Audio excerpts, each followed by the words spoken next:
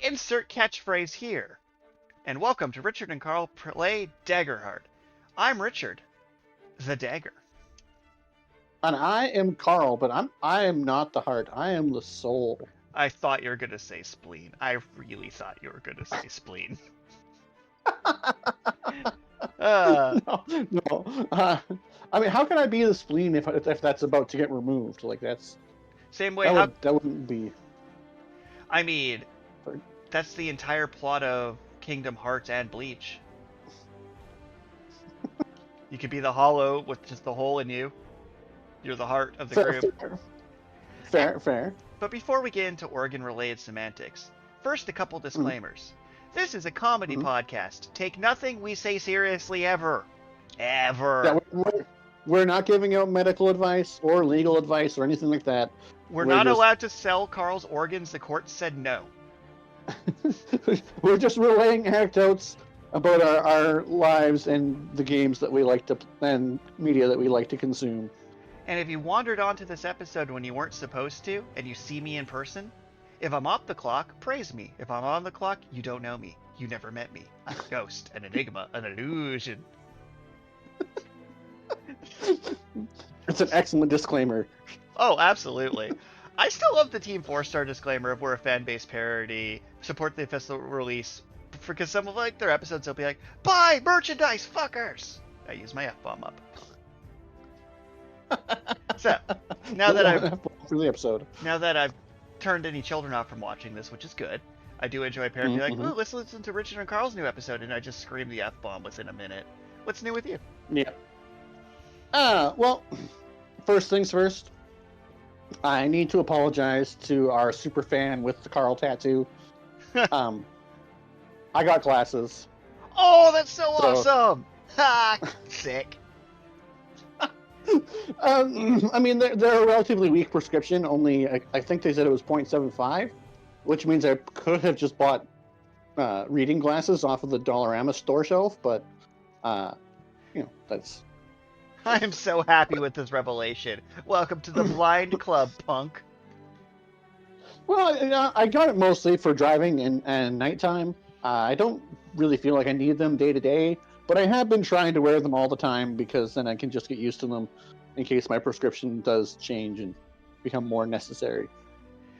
I get so much joy from you not having a physical advantage. Well, to be fair, I'm still actually blind, but metaphorically actually blind. If we switch glasses, you'd be like, why am I underwater and upside down somehow? But, more interestingly, unless you're the super fan with the Carl tattoo who now has to get glasses tattooed onto it. That was a really easy addition, though. That's less of a problem and more of a touch-up. That's true. But, I mean, then, how are they supposed to find me if I'm not wearing my glasses, or vice versa? I think they might just have to get a second tattoo, one with glasses and one without, so they can make sure that they find the right person. What are you, Clark Kent wearing hypno glasses? I think they can figure this out. However, when I do see you next, I am going to pretend I don't recognize you until you take the glasses off. I'm going to be like, sir, I'm looking for my friend. Old man, I'm looking for Carl. He's a young lad who wouldn't need glasses. Anyways, so more interestingly, I came across some vampires that cursed my spleen to steal my platelets. That did happen, right? Yes. And picture the adorable platelets from Cells at Work. We need just know that these platelets are suffering and they need your love by donating to our. Anyway. But anyway, so I think I've stumbled on to what the vampire's evil plan actually is. If you say trickle-down economics, I'm gonna lose my shit. No. They steal platelets with the cursed spleens, and they do eat some of the platelets, but then they sell some of the blood back to the health authorities to make medicine for the condition that the cursed spleen causes. Okay, this metaphor. So, off the record, I can talk a little bit about how I literally gave a lecture today on the difference between metaphors and similes. You say off the record as you're literally recording. I know. That's just... if that ends up being my catchphrase of saying off the record while being actively recorded, that's kind of great. Anyways, go ahead. I believe in Oz' ability to be low-key about things. Mm-hmm. So I said that the difference between imagery and a metaphor is a metaphor Mm. has to connect to diametrically opposed things, two things that normally wouldn't be paired together in nature. Because if you say, if it's like, it's hot as a searing fire outside, that doesn't really feel much like a metaphor or a simile. Even though Right. it is, it's like, no, that's just imagery. It's just searing hot outside. But if I Right. say, Richard, a smile of a peacock, that's confusing. You're going into some like interesting metaphor here, and I would need to like it would be fun to make an undergrad class decode what you're talking about. Well, what I'm actually talking about, I don't know what the acronym stands for, but it's a clinical treatment known as IVIG. The G stands for globulin, which it makes it some. It's like it's a blood product. So it's before I could take this medicine, I had to give them verbal consent, and then when I got there, then I had to give them written consent, and then once they figured out my dosage, then they actually finally hooked me up. But And then you had to give them spiritual consent, yes. but so this my appointment for this IVIG was at 8:30.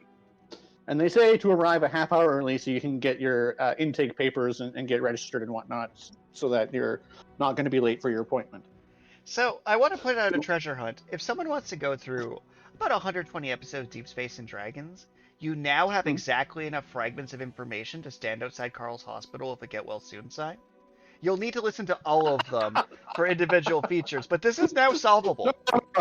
No, I don't know if it is, because there are 3 hospitals in the city that I live in, which has Somewhere. never come up in our podcast ever. Oh, never. I don't mention it on a daily basis. So in Redacted City, at Redacted Hospital. I don't know. I feel like they can map it out just based on where competitive pizzerias are. But so I get there like 5 to 8. I head inside, I get registered. There weren't even that many people waiting in line, so they're like, okay, you need to go to the 3rd floor, follow the signs for CTC, stands for Clinical Treatment Center. Okay. So I go up to the 3rd floor, I follow the signs, and I come to this hallway, and it 90-degree turn, and the wall straight ahead of me, it says, welcome to the Clinical Treatment Center, and there's 2 chairs. And I walk up, and that appears to be all that this is. It's just 2 chairs. And not even like medical chairs, they're just like chairs. Random, just regular chairs. Underneath the sign that says, exactly welcome how to they CTC. tested Edward Elric at his first like alchemy exam with the 3-leg stool. Well, so as I got closer, I realized that the chairs are all on the wall, and then on to the right, like the hallway turns 90 degrees to the left, and on the right-hand side, there's a door, and the door says ambulatory care clinical treatment center. And I'm like, ambulatory care? Like, we're on the 3rd floor. Why would they have anything related to ambulances on the 3rd floor? Am I even in the right place? Helicopters. Well, no, it turns out that ambulatory has nothing to do with, well, I don't know if it has nothing to do with ambulances, but it has more to do with the ability to walk around while being treated. As in, like, amble. So did we just, so to mention the whole, like, helping people break down words, where I was explaining the other day, penta means 5, meter is a metric foot, as in a sound thing, and then ambic is the badum noise. Yeah, breaking down words is a secret to life. As I had to explain that, like, how H2O can be for water, penta can be for poetry. It makes sense, I promise. You're like, ambulance. And ambulatory? Ambulance probably means can't move, bring to here. Ambula, like, as an ambidextrous. Like, these words are linking in my brain now. New level unlocked. Yeah, no, I have no idea if ambulatory is actually related to ambulance. I kind of tried to look it up, but in any event, I got confused. I turned around. I was kind of like walking around looking all confused. And a nurse was like, oh, what are you looking for? I was like the clinical treatment center. Like, oh, yeah, just go sit in one of those chairs. They're not open yet. I was like, oh. So they told me to come here for my appointment early, and I'm here before the clinical treatment center is even open. Okay. Fortunately, it was like 5 after 8, so I didn't have to wait too long. But so I get in there, and they hooked me up to. They said it was sugar water, but they hooked me up to some fluids. You're about to. And then they're I'm like just going, picturing Dr. Pepper. well, no, I mean it would have to be like Pepsi Clear. Ugh. If they're, it was a clear liquid. Right, whatever it was that they were pumping into my arm. All right, so they hooked you up to Pepsi Clear. That's canon now. Please continue. Mm-hmm. Actually, pause. Picture, if you will, you're an executive working at Pepsi Company, and the Coca-Cola Bear is defeated you again. Arizona iced tea is being a bashing against the times, and you're in the early 70s and you need a new flavor. And a medical supply truck is tipped over full of packets that are used for platelet operations. You think, new cola flavor. So yes, you are pumped with Pepsi Clear, but not that they put Pepsi Clear in the bag, it's that they emptied the bag into the can to make the Pepsi Clear. And then poured it back into the bag to treat me. Gotcha. Yep. You may resume. This was vital to your story. But so I'm sitting there getting the sugar water pumped into me, and I start hearing them talking about how they're not sure what kind of dosage, because their form says 5%, but the medical stores says 10%, and so then they have to try and get a hold of the doctor to figure out which prescription was actually right, and eventually come over and yeah, we're just trying to figure out what happened here because we don't know which prescription to give you. Don't you obviously just split the middle and give you 7? I'm sure that's how medicine works. No, after about a half hour, they were able to get a hold of the hematologist, and he's like, yeah, 10%. And I believe it's 10% by volume, or maybe it was 10% by weight. I don't know. Either way, it was like they finally got the medicine, and there were 2 400 milliliter bottles. And I was like, okay. So they hooked them up to the thing. I had worked late that night before, so I'm kind of dozing on and off. I don't know if they thought that was good or not, because they hooked me up to one of those blood pressure machines with the cuff, and it was set to go off every 15-20 minutes to make sure I didn't have any sort of adverse reaction to the medicine. And a spider came down and bit you. But seriously, please continue. Fortunately, as far as I know, no spiders came down and bit me. Like I said, I kind of dozed off in and out, but by about 11 o'clock, I'm looking at the first bottle. So now I've been here for 3 hours. My little my appointment letter said it'll be 1 to 3 hours, and I'm looking at the bottle, and it's I'm only half done the first bottle. This is not going to take only 3 hours.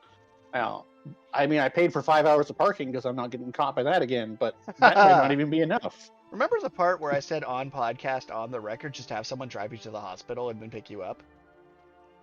Anyone you've ever given a lift anywhere in the last decade owes you one. You probably could have made me ethically do it, and I would have been honor-bound.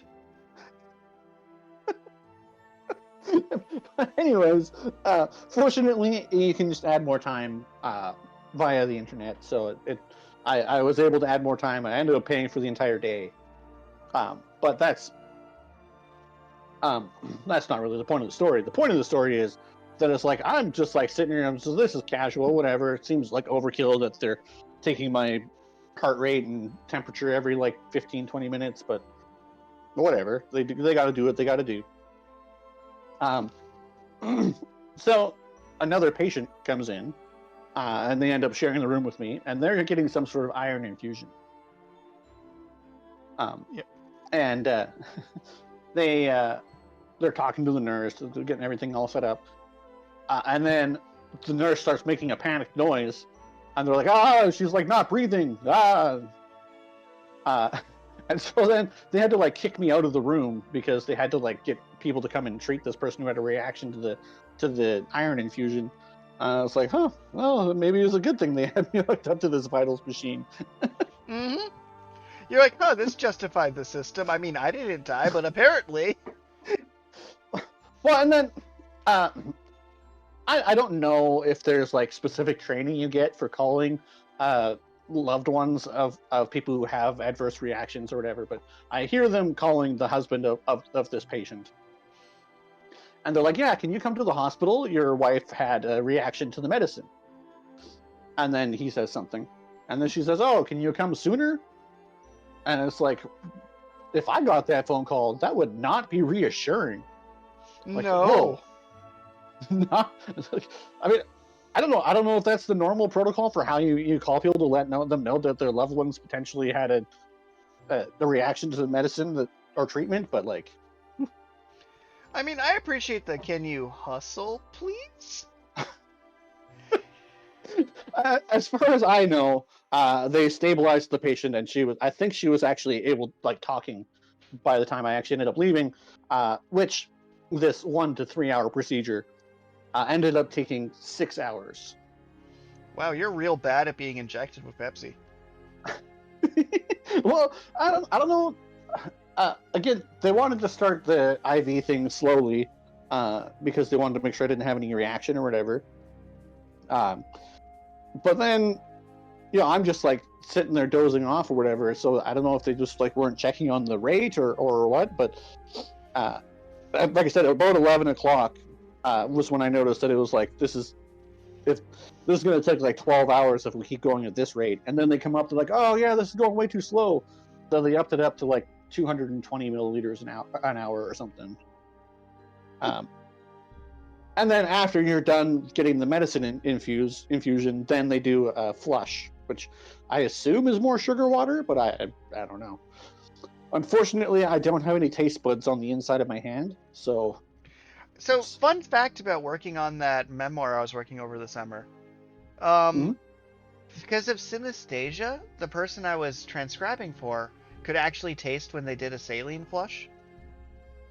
Huh. So, your brain sometimes will be like, oh, this isn't how this should be working. Have a flavor. Fair.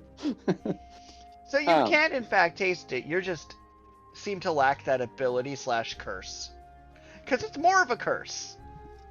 Being able to taste Just your medicine when it's triggers. injected in you is probably not a good thing.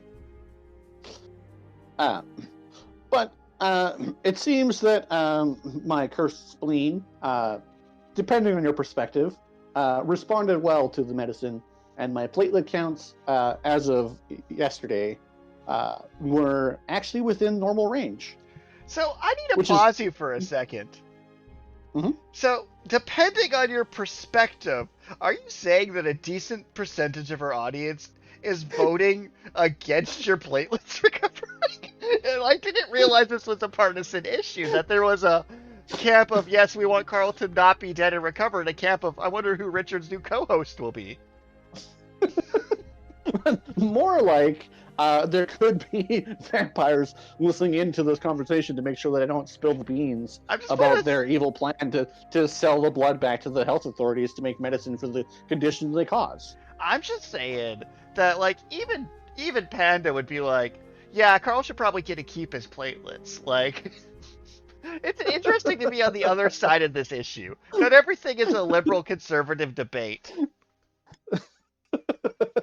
This feels like it should be politically neutral whether or not your platelets come back.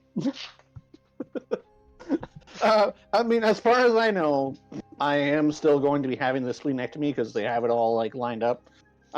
So, that'll be good to get the cursed spleen out of me. The way you phrased that, like, well, my platelet counts are up, but I already scheduled it. So, like, I know it's more complicated than that, but the energy of, well, I think I'm cured, but they're already going to cut off the leg. And I mean, sure, the gangrenous has receded, but I'm already booked in. It'd just be such an inconvenience to not have my leg sawed off that I should probably commit.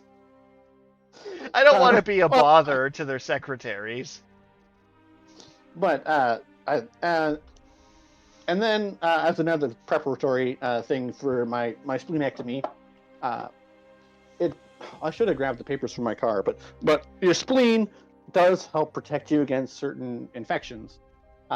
Most notably, I don't know how many types of meningitis there are. Well, there's meningitis, there's M2F-gitis, F2M-gitis, I see what you're going with there, but non-binary-gitis. no, it's like meningitis, like A through Z. I don't know if there is a meningitis for every letter of the alphabet. So but which there one's the definitely Raichu that is. gets two tails? Is that meningitis X or meningitis Y? I don't know. All I know is that meningitis is bad because it causes brain infections and you die.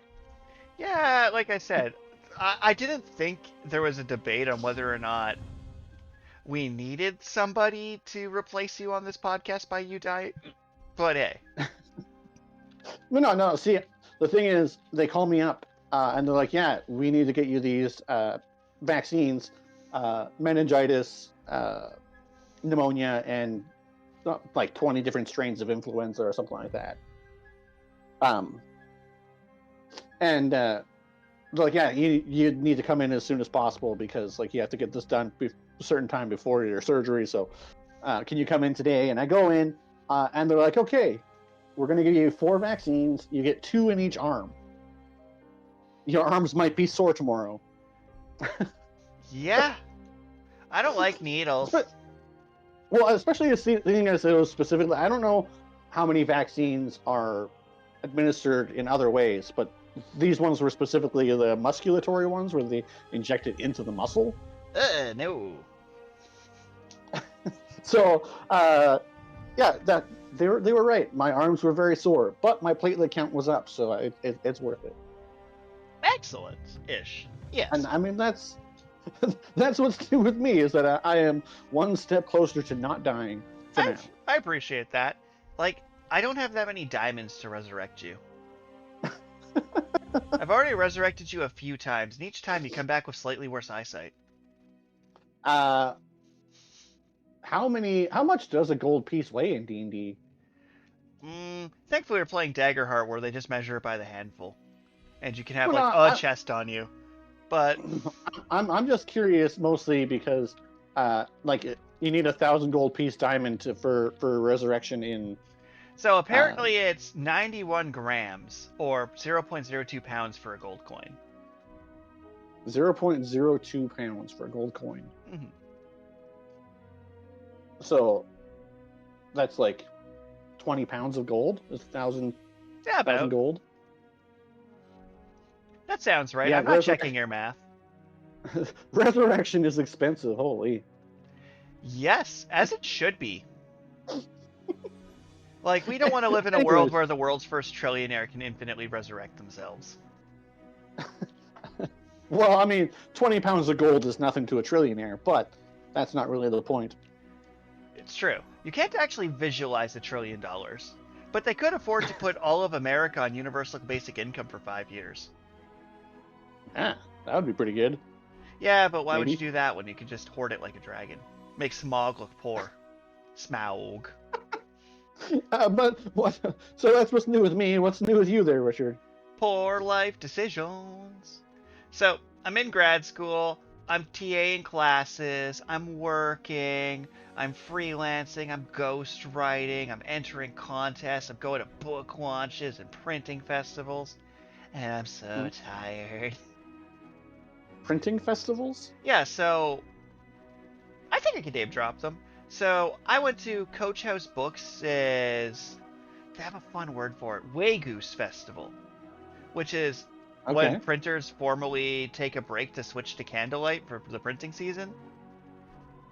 So at this old printing house where they have like their vintage printing presses, like 300 plus people were there, authors, writers, agents, free hot dogs that were clearly Costco hot dogs, the best kind of hot dogs. Mm-hmm. So we had our toasts, and like I met a couple authors I know, and then I got to flex on my classmates because I met a couple authors I know. Switch to candlelight? Yeah, so is that what you said? The Waygoose, which has a Z in it. Yeah, it makes sense. Is to mark the beginning of this season of working by candlelight. So they had like a season end party when they would switch to candlelight because it was the end of September. It was a one-time and entertainment given by a master printer to his workmen each year on or around St. Bartholomew's Day to mark the traditional end of summer and the start of the season of working by candlelight. Yeah, okay. I don't make the rules. Nah, I mean, it kind of makes sense. You're jealous. Like daylight savings. Admit it. You're jealous you didn't get to come to the book festival with me and look at old-timey printing presses. That would have been pretty ballin'. Yeah, you know it. So, like, other than making poor life choices, like, I'm up at 5 in the morning. So, here's the thing about why my sleep schedule is suffering and I deserve it. I'm up at 5:30 in the morning to be out the door by 6:45, because that gives me enough time that if I miss my first train, I can catch a second train and still make it to class. That means I could just sleep an extra hour a day if I was willing to risk being late. But I can't be trusted, so even on days where I don't have to be there first thing, I use the same route because it works. And if I change it slightly, I may get lost or explode. So I like volunteered to give like a big hour-long seminar on scientific rhetoric week 1.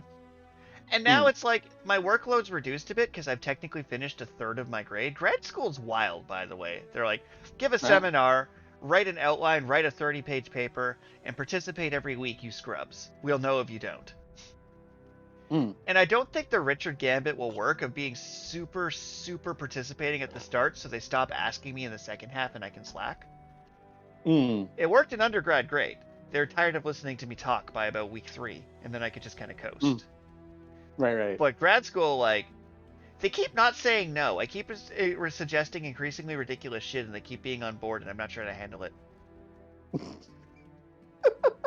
Because I'm out here being like, I want to talk about how in the original Pokemon game, the sprite is non-binary, and your character name associates you with it, and that's why it was appropriate for ages of each gender. And they're like, that's awesome, here's some material to read about it. I'm like, uh-oh, wait a minute.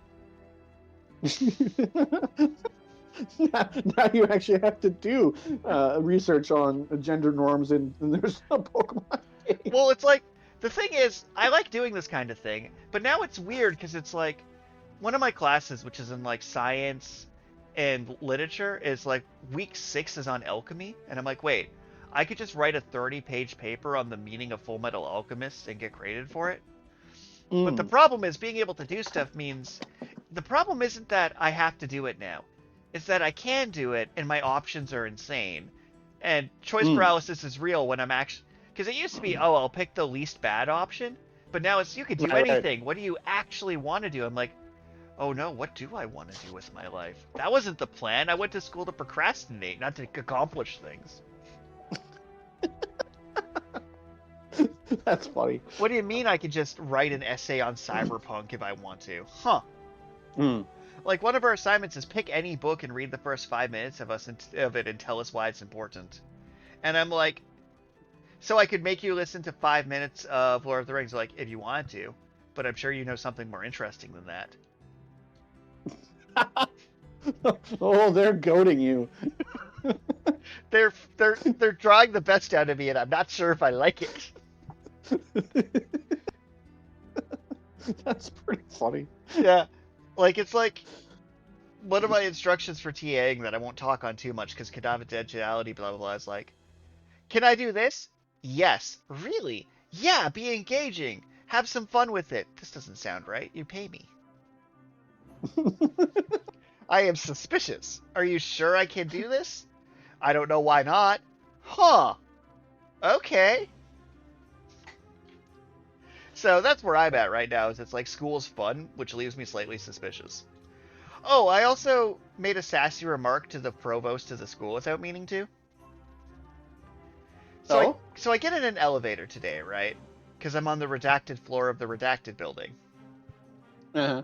And there's 2 people in nice suits in the room, and me being like, in a button-up shirt so people will open the door for me without having to reach for my ID card. Like you do. Right. And they're like, oh, what floor? And I'm like, oh, this one. They're like, all right, but it's like, this time it's not going to cost you. And then I go, well, I mean, technically I pay for it. actually, wait a minute, I'm a grad student. You pay me.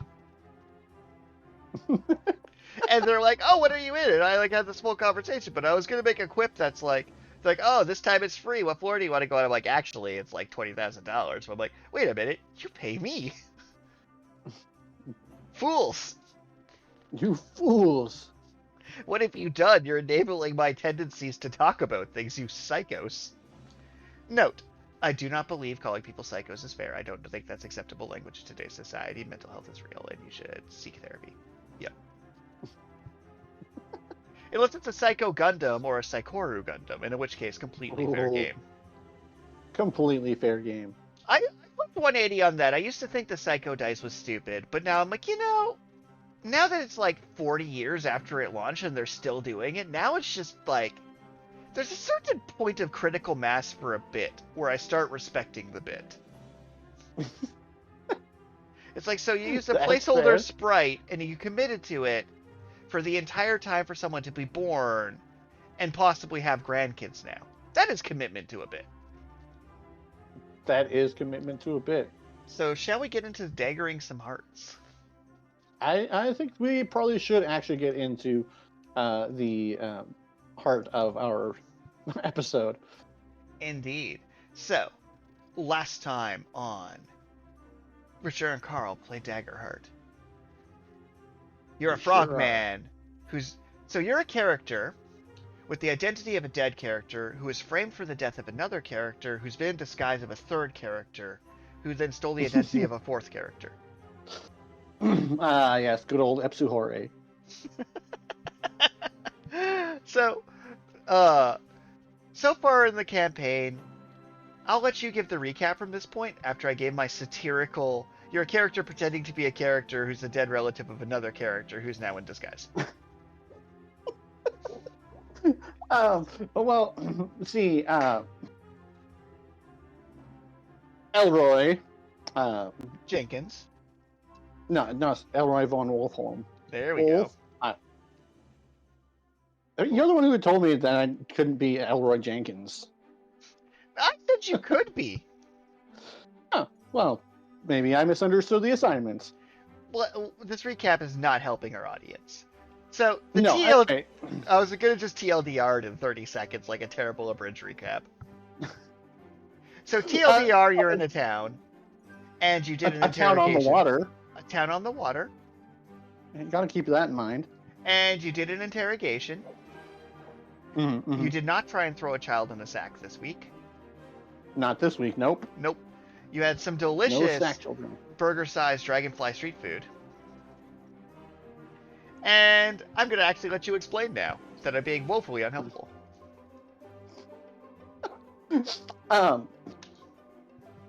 Well, I mean, I am on a quest to find the Fane Wraith, who is quite clearly 3 raccoons in a trench coat.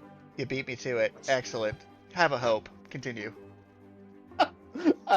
And so far my quest has taken me past a town that seems to have been growing flowers to try and find the shiny one that cures the serpent sickness.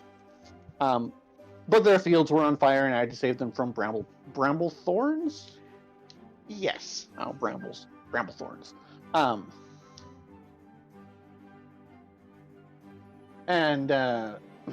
So I managed to help the guards defeat the bramble thorns and put out the fire. But while I was there, I came across this little girl who I'm naming Lyra, who I still think she's probably the big bad of the campaign, but it remains to be seen. At the very least, everyone in this first town thought that she was cursed. And the city guards were like, yeah, just take her out of here. Because otherwise it'll cause problems.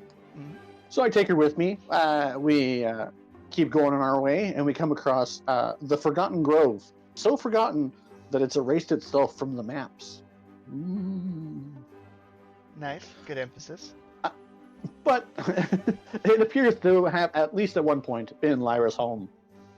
And while we're there, we happen to find a sweet treasure chest, where the treasure is the treasure chest, because you can hide stuff in there. That is true. And one of those red flowers that everyone's been looking for that can cure the serpent sickness. Or get you really, really high. Yeah, or both. You never know. But more to the point, I decided that we were just going to get out of there, and we keep going along the path, and we come across. I don't remember what the name of the town was, but it's a town of frog people, which I half feel at home in because I am half frog, half human. Elroy is. So it's largely ribbit community. Ribbits were the firm you were looking for, and the town is Wormhearth Crossing. And it is effectively a floating city that once the Haven Empire came in, they became a bit of a trade hotspot. They've opened up some libraries, some scholarly wizard labs, and through tourism and letting people through, they're going through a bit of an economic boom, striking more of like, it's entirely possible they're heading in the direction of a California type situation where it's like they're starting to build out, starting to have universities, starting to bring in scholars, and as a side effect, setting up their food carts, their bridges. And through some of your interrogations, you got some rumors that there were structures originally under the city that they've built up on top of. Right, and I'm kind of suspicious that may in fact be where all the mages that have been milling around the town are. But I don't know what they're doing down there. But I think they might be congregating down there. You did effectively manage to ship 2 of the prisoners together as well, which was really the goal of the interrogation. Yeah, well, I mean, I don't know why everyone wasn't just fawning over the predator lady. I think you answered your own question there. Well, you know, as long as she has a regular human face before she opens her mouth, I think it would be fine. It could just be that the cosplaying frog has a great personality. And she may not. We're not here to judge people on looks. But yes. That is the recap, is that I am in town, and I'm actually about to try and investigate. I believe I was also thinking about looking for the library. I believe so. Remember. And I believe it's worth noting that, was it sunrise or sunset? The sun has set, or is in the process of setting? Yes, so it is, because the sun setting process is a 6-hour ordeal. It is golden hour, and it is blinding, which is what they tried to use as a diversion to mug you. That did not go well for them. Did not go well. It did not go well for the muggers. They instead got arrested and interrogated. And are in jail for a week. And when sunrise sunset is a day, being in jail for a week is kind of rough. Oh, yeah, that's true. So, to give a bit last is, after finding your investigation, learning various truths or lies about the Bane Wraith, the prisoners slumped with their breathing ragged, gave you a hint that the guards, they may seem decent, they may even believe they're decent, but you shouldn't trust them. No one here will tell you the truth unless you drag it out. Ask about the old growth south of here, you'll hear it was the Bane Wraith who cursed it, but that was a lie. The guards you just drank coffee with, some of them helped burn it down. Check on the archives beneath the main tower. That's where they keep the records nobody is supposed to read. Their lips curling in something that could be a smile of a warning. Ledgers of every operation Haven sanctioned. Every artifact they've reclaimed. Every death they've signed for. If you ask Captain Thalion, head of the guards / local barista, if she'll let you into the archives, the library you seek, she'll say no. And that should speak volumes. Pun intended. But if you can get in, if you got the spine. And as she's hushed away, and you leave the prison cell, the twilight is yours. What would you like to do?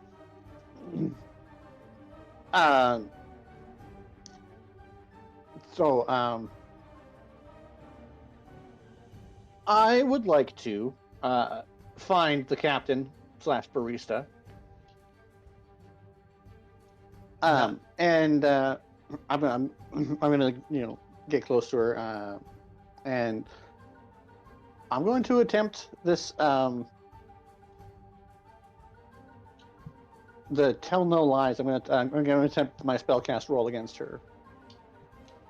Okay, go ahead and make a roll for me. And I rolled an 11 with hope.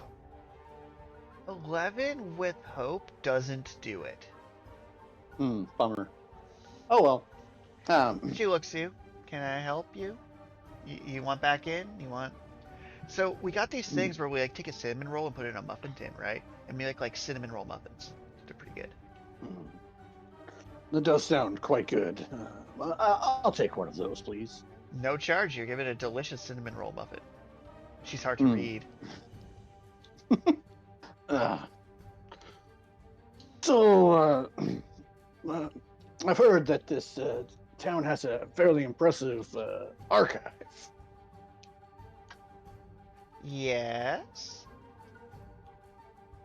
Well, do you think they're going to try and hit the archive?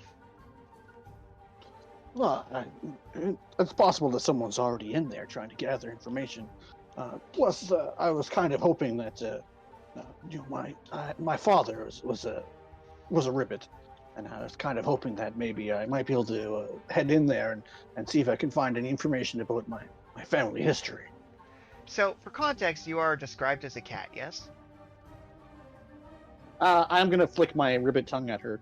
Excellent. Go ahead and roll a presence check, and please fail for me. Please fail. I'll see what I can do. I do have a -1 to presence, so 9 with fear. You think they're going to attack? We're going to double the guard. Don't worry, friend. With thugs around this around, you're right to point this out. We're going to make sure to increase security on that. Thank you for your contribution. And she walks away.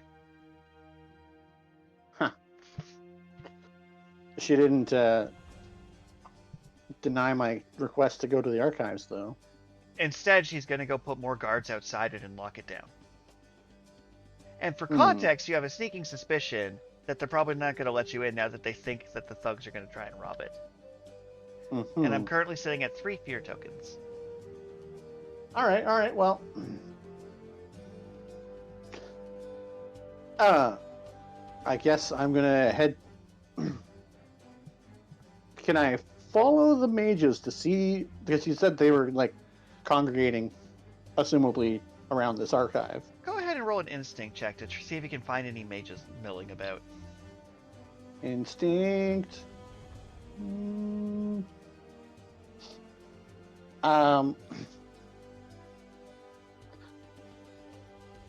Okay, so I want to try to apply my Lord of the Flies. What I figure is that mages are going to avoid the dirty and smelly sections of town, and so I want to try and see if I can track them based on where there aren't any flies. Would I be able to apply my Lord of the Flies? I'm gonna let you have it this time, but that is on the outer limits of what I'm gonna let you get away with. That is a stretch. Okay. I'm gonna let you have it, but I'm gonna be like, I'm gonna use my I'm letting you have this, but my eyebrow is raised. It did not help. I got an 8 with fear. So as you're like, they're not gonna go to the dirty areas. You go to like try and map out where there's flies, and you remember something. You're in a bog. Right. Yeah, okay. So like, there's flies everywhere. Yeah. Good job. Enjoy that discovery. Okay. And you lost track of the mage you were following because you're looking at the flies instead. So I want you to know that while you were staring at a fly trying to do this like city map, a mage just walked behind you and your character did not see them. But I want you to know you didn't see them. Right. Okay. Well then, I guess I'll just head back to my hotel for now. Assumably that's where Lyra is. Yep. You did not bring her to torture prisoners. The only person who did not bring her to torture prisoners.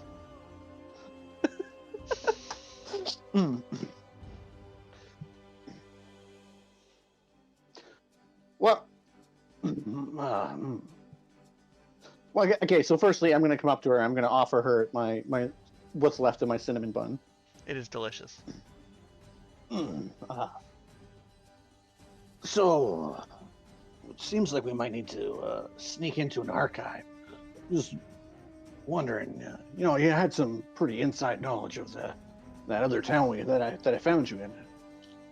Yeah, you ever been around here before? I haven't, no. But we're gonna break into somewhere? Well, I mean, there's got to be some sort of sewer system we could take advantage of, and I was kind of hoping that you might be able to help navigate the sewer system with me, but it could be dangerous. The city floats, right? So, would there be sewers, or would it just go into the bog? That's a good point.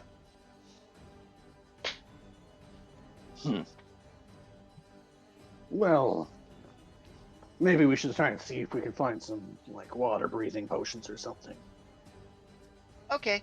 Unless you have a spell or something for that. And she thinks real hard. No.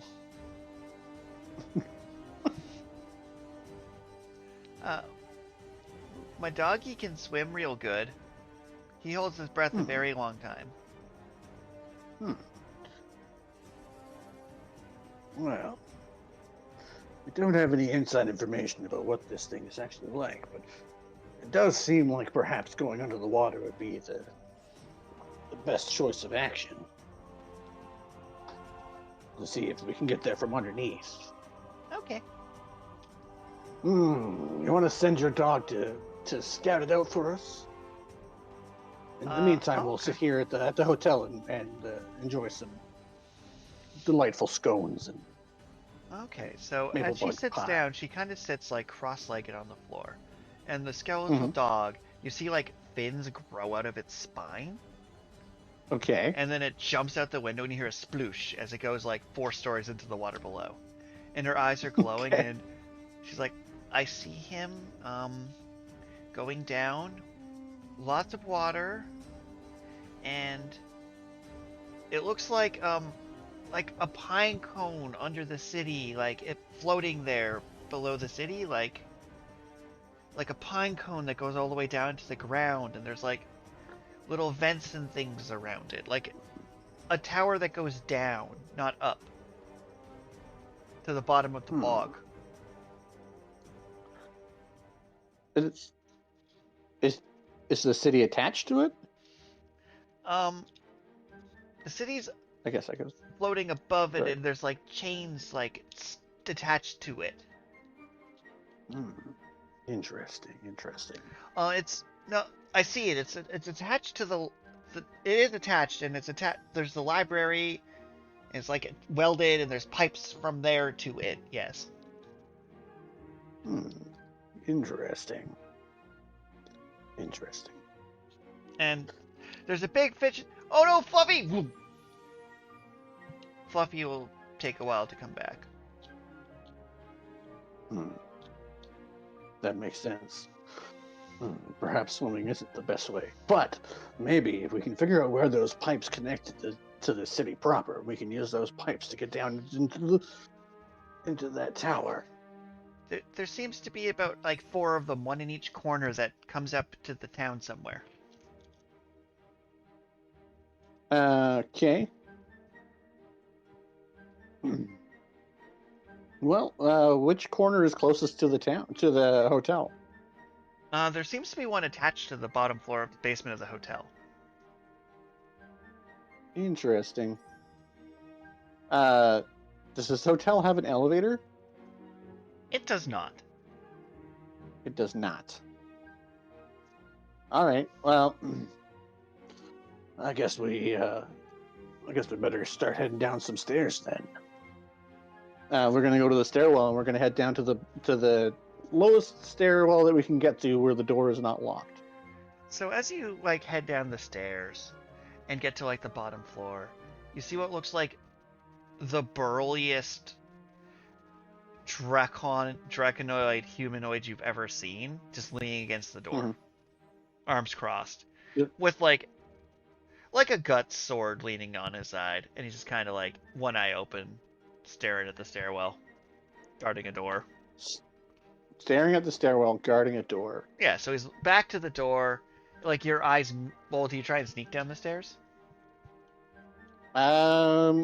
No, we weren't exactly trying to sneak per se. All right, then you see your eyes meet, and he like looks at you, and you look at him, very clearly guarding this door.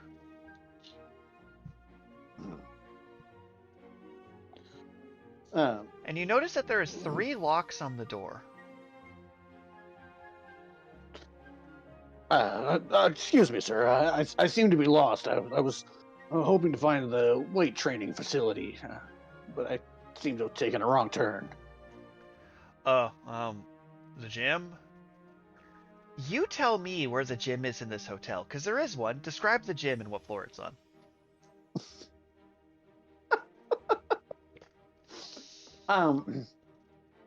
Okay. Well, so,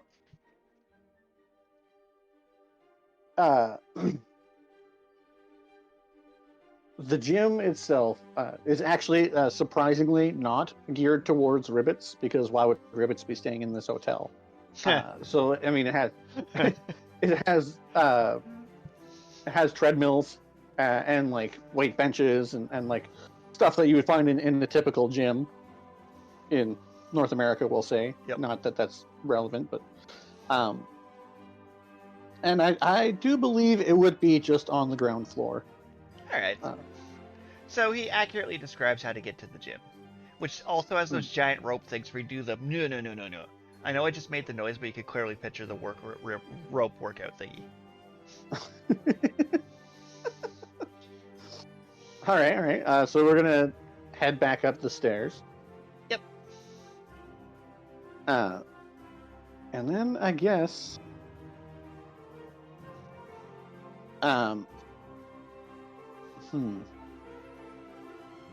what do I have in my inventory that would be able to help with this? I don't know. What do you? Box number 10. Box number 10 is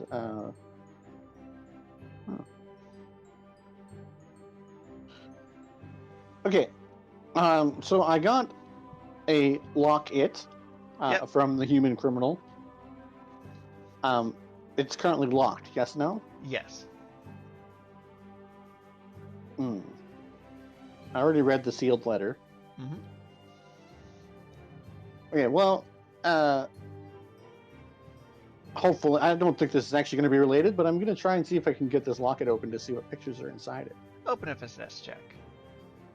Finesse check, alright. Ba-da-da-da-da-da. Finesse, come on! 11 with hope, woohoo! So as you manage to pick the lock on the locket, it opens. You couldn't be less surprised to see the heart-shaped frame with the ribbon on one side and the human on the other. Dang it. And I was hoping there would be some small chance it would be that guy, the guard would be in the locket for some reason. But... No, but there does seem to be like a fine black powder inside the locket. Ooh, a fine black powder. Hmm. And it was like in like a little baggie, like, you know, like how Dio put his poison medicine for his father and like they pulled in like a paper story envelope kind of thing? Yeah, so inside that like origami envelope is a fine black powder. So it's not just loose in there. Yeah, okay, that makes sense. And for context, the locket's like about the size roughly of a one-a-day men's multivitamin bottle. So it's a decent size locket. Yeah, okay. I could have used pocket watch. That would have been a much better metaphor than the vitamin bottle on my desk. But I stand by it.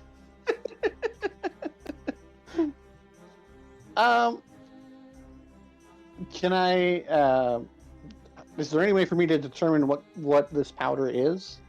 I mean, you can roll an intelligence check, a knowledge check, or you could just eat some. No, I'm gonna go for the knowledge check first. Okay. Actually, given that this could be poison, can I apply my being dead to this? I'll allow it. Nice. And it only costs 1 hope to do the skill, right? Yep. And roll. Yeah, 16 with hope. It seems like it'll go explodey when exposed to heat. When exposed to heat. Yeah, you're pretty sure this is lycopodium powder? Powder? I see.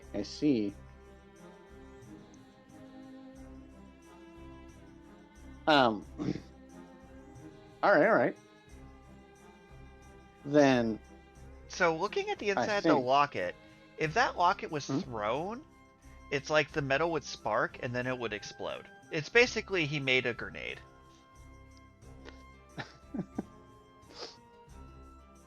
Okay. So, Lyra and I are going to sneak back downstairs. Go ahead and roll finesse. Finesse. And I'm pretty sure you have relevant class powers for being sneaky. Relevant class powers. Let's see. For being sneaky. Yes and no. My relevant class power is that if I would be hidden, I'm cloaked instead. Good to note. I'm gonna take that note. So, roll finesse to try and sneak. I rolled a 9 with hope. I am not sneaky. You don't know that. That's true. Maybe this guy is sleeping now. But I mean, basically, I want to get as close as I can and then throw the locket at the door behind the guy. Okay.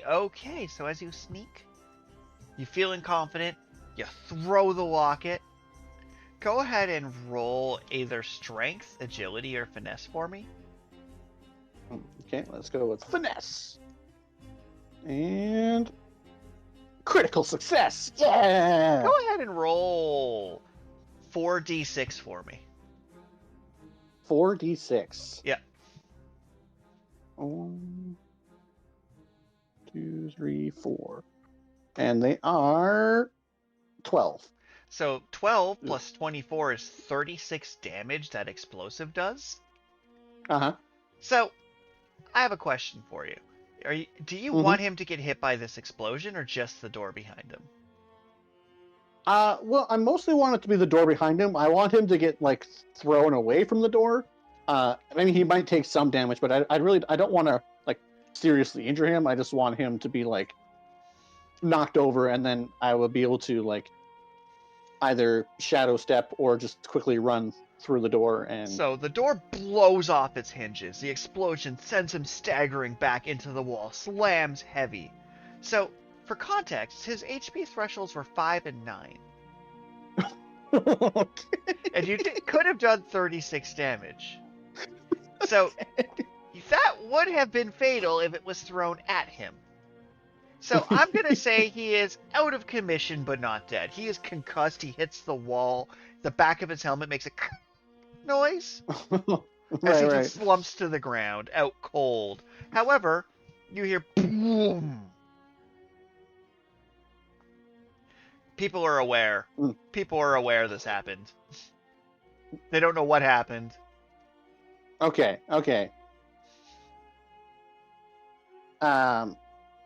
Guard's looking pretty rough. The guard is looking pretty rough. The question is, do I go through this door or do I use it as a diversion to try and find a different door? Choice is yours, but I'm putting a timer on it. And you gotta go. Click, click, click. If I had a sand hourglass, I'd put it on the table. No, we're going through this door. We're gonna run through this door. All right. So as you run through the door, you hear the sounds of footsteps ahead of you. You hear murmuring like, "What the hell is Mhm. that? I don't know." And Uh, okay. I have put a D6 on the table dramatically, which was Okay. originally Okay. intended for an elaborate heist, which is what I was expecting you would do. That is not what is happening. And how dark is this stairwell? So you do see that there seems to be like a light blue light as like magical lanterns are set up, and the stairwell seems Mm-hmm. to spiral down for about like 3 stories relatively. Mm. It's a spiral staircase Yes, heading down, heading down. which does kind of line up to how this was connected to the structure. Yeah, I mean that part makes sense. Spiral staircase. I mean it's a good fortification for stopping people from entering. Hmm. Well then. And it's lit by these torches. Oh yeah, it's pretty well lit. And a lovely Okay. blue Okay. color, a bit of lapis lazuli going on here. Am I able to put out the torches? You're not sure? Go ahead and roll knowledge. I take 2 of 5. Roll a knowledge check. That is an 18 with fear. So, you do have mild spellcasting abilities as part of your nature, and you just Mhm. kind of like can attune with it, and like the flame goes from blue to black, and then now it doesn't go out. Instead, it's emitting like very, very soft rave lighting. So it's dark, but it's like you changed the color and slid it all the way down to the lowest hue and saturation. I see. I'm gonna spend a fear as you hear, and the dice ticks down to a 4. Okay. Can I make it dark enough to be able to activate my Shadow Stepper ability? Yes. I'm gonna All say right. you've made. I'm gonna say you basically hacked the lights of the building by doing this, and you've dimmed all of the lights down. Yeah. Okay. Okay. Um, and we have established that I can Shadow Step with Lyra. Correct. Because Okay. she is basically furniture. Well, I mean, I'm just gonna like pick her up and fireman carry her, running down the stairs towards the sounds. And then as soon as I see the other guards, I am going to use my Shadow Stepper ability to try and teleport past them. Okay, so as you teleport past these guards, you notice something interesting. Mhm. The first guard looks like one of the officers you saw when you first arrived in the town, Mm-hmm. who was a pretty stout-looking dwarven woman. Seemed to wave in a big smile. But what kind of unsettles you a bit is you see what kind of looks like a dog standing next to them. But it has Oh. 6 legs, Oh. glowing red eyes, and 2 long, toothy squid arms. Coming kind of like ears. Okay. Okay. And it's like panting, looking around, excited, trying to sniff for you. Go ahead and roll a finesse check for me. Finesse. 12 with fear. So you're feeling hidden I from feel the like guard. that didn't end well. You're not feeling hidden from the Doppelhund. The Doppelhund. So, with this situation, especially since that was fear, it's going to. You see, it's like tendrils light up, and it looks like it splits into 2, like its body just kind of separates. One behind you and one in front of you, and you're currently pinned by it as it's looking playful. It's going to go ahead, and its toothy arms are going to attempt to grab the sides of your face. Oh boy. Do-do-do, where's my dice roller? Here it is. Ba-na-na-na-na-na. don't ride dice very often in this game. It took me a moment. Mm-hmm. Does a 15 hit you? A 15 does hit. So, you're looking at 10 points of physical damage. Mm-hmm. And it's going to do a double lash. I'm going to mark a stress to have the other tendril lash at you. Okay. Which is going to 17. 17 hits. Because of their ability, they get to combine their damage together. So what happens here is it is 20 damage. Instead of 2 attacks for 10, it's 1 attack for 20. Oh, jeez. Well, I mean, I'm going to spend an armor slot to reduce that to major damage instead. No, only take 2 hit points. Okay. So I'm going to now spend a fear for the guard to go, "What's going on, boy?" and turn around dramatically. Spotlight is now yours. There is 1 guard and the 2 doppelhounders. Okay.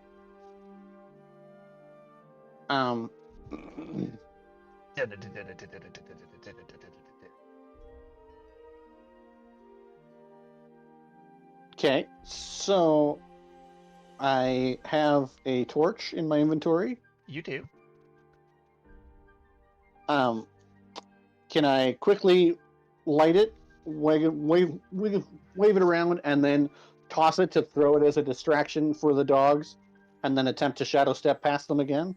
I'm going to let that one be finesse to try and distract them with a torch. Try and distract them with the torch.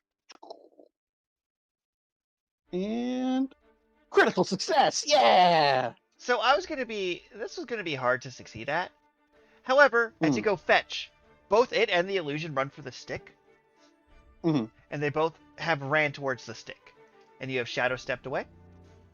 I have shadow stepped further down the stairs, yes. Was that with hope? Well, it was a critical success. So shadow that step also doesn't require hope. And it also clears the stress for a critical success. Oh, awesome. Nice. Alright, so I'm gonna... Oh, so I should have 2 cleared then. I'm tempted to spend a fear for them to try and find you, but I'm just gonna let you get away this time. Because I do still have to try and get out somehow. So, you have managed to sneak past the Doppelhound, which, fun fact, on a recent date, I had them pick a monster to throw at you, and that is what they had picked. That is a fun fact. Yeah, so, as you find yourself having escaped the royalty-free displacer beasts, you find yourself into a colder chamber. It's colder than the river outside. And now that you've kind of went through the spiral and the main door's opened, you see the walls are lined floor to ceiling with shelves, ledgers, bounded reports, crates marked with Haven's crest. But you also notice how this room opened up. It's like an empty training hall where it's like you feel like that's where a barracks would be, that's where an armory would be. Like something was here first, and then they moved in and set up their laboratory. The arcane chandeliers have been dimmed, no longer flickering their blue light. And against the far wall, you see what looks like a door with 3 locks on it again. So there seems to be about 3 more locks. Yeah, there seems to be about 5 rooms in here, and you gather just from like the markings that there's a barracks, an armory, what was an office, a library, and what could be another exit. Because you know there's about 4 exits in here, but you don't really see all 4 of them. Go ahead and roll knowledge for me. I will roll a knowledge check. And 15 with fear. So, there's an urban legend of sorts, and I'm going to spend a fear as the shadows rustle a bit, that there exists what are known as a League of Ribbit Assassins, and they had a secret base somewhere before Haven occupied. So this appears to be the ancient temple of Ubisoft, hidden below the city waves, that's where the legendary assassins that the poor cosplayer was pretending to be was from here, but it seems long since abandoned. So it seems like Haven came in and stole this assassin training camp and put a library in it instead. You also I see see. 3 dead bodies with their throats slit. Huh. That look like they were Haven guards. Like someone beat you here by a matter of hours. Huh. I can just tell that they haven't been dead that long. I mean, the blood's still, like, sliding across the floor. So there almost definitely is someone here. Well, you said there's an armory? Yes. I guess the first place I want to check out is the armory and see if I can find any better gear. Okay, so as you rush down towards the armory, as you open the door, describe what this assassin's armory looks like to me. What the assassin's armory looks like? Yeah, what are you seeing in here? Well, I mean, so they've got lots of like blowguns, poison darts, crossbows. Not very many actual. Like, no, I think they probably have like a couple longbows, but mostly it's the smaller hand weapons. Okay. Short swords, daggers, and then they would also have several like cloaks. I'm assuming they would have some leather gambeson type armor, although that's what I already have. But gambeson Yes. armor. Oh, what types of So armor one thing there you are? do see that's kind of interesting is you see what looks like, which would be deep cultural appropriation if you stole one, but it does look like the under armor and overcloak of what's known as Tyrus soft armor or assassin's robes. They have a base threshold of 8 and 18, a base armor score of 5, and have the quiet feature that give you a +2 bonus to rolls to make you move silently. Well, yeah, I mean, it's only half cultural appropriation, so I am gonna. Can I quickly try and swap out my armor for the assassin's robe? Yep. I'm gonna take down this dice timer to a 3. Okay, sorry. What is the armor? So it is called. Well, my brain just buffered, even though I have the page open. Give me a moment to refine the thing I was just reading. Why do I have so many tabs? It's Tyrus soft armor. So it is TYRIS. There. Yeah, okay. I see it. And that Tyrus gives you soft like armor. about. So the timer paused of this is a timer until like reinforcements arrive from the surface for the explosion. Right. And it's still sitting at 3 left. Your fight with the displacer hounds did not take long. So that's the first thing you noticed was this very appropriate armor. The second thing you noticed, roll a D10 for me, please. A D10. Roll 7. So all the gear you saw before of like mini crossbows and knives, that's all tier 1 weapons. You could have any you see fit. But there is one thing you noticed that was a little more interesting than the rest. Oh? So it looks like a dagger, but it has a more elaborate hilt. Like it's a twisted curved blade with almost like teeth maws at the base where the pommel, where the guard would grow. And you know that to be a devouring dagger. A devouring dagger. It is known for being scary, making people mark stress when they're stabbed by it. Huh. There's a primary weapon. Wait, can you use a primary weapon in your offhand? Because my primary weapon is a crossbow right now. Yes, you can. Huh. You just don't get secondary weapon bonus effects in your offhand. Actually, I honestly don't care. If you had 2 secondary weapons, I'd let you have both powers. Well, And if the character sheet fights you, you can click the box to change it to being a secondary. I have no problem with this. I am gonna take that so no one uses it against me. But I don't think I'm gonna equip it at this time. Got it. You can spend a stress to equip it if you change your mind. Okay. So now there's 2 dice notches left on the dice before reinforcements arrive, because you stopped in the armory. All right. Now, I don't really care who killed the guards, but I do wonder what they were looking for, since they obviously didn't raid the armory. Can I see any signs of what they were looking for? Go ahead and roll a knowledge or a sense or instinct. They're equally good, so I'm going to go with knowledge, and none of my experiences would apply. Or rather, I can't think of any way to make them apply. So that was an 11 with hope. Woohoo! So they did come in the armory, they just didn't take the things you took. Oh, Because okay. you do see like footprint, you do see some muddy footprints on the roof, Mhm. and it looks like they tried to get into the library and then left. Just kind of looking at the footprints. They tried to get into the library and didn't succeed? You're pretty sure they tried and then got scared off, but you're not certain. Uh-huh. But as you're doing this, I take down the dice. You do see what looks like the most cliche wizard-looking wizards you've ever seen come out of the locked door for the office.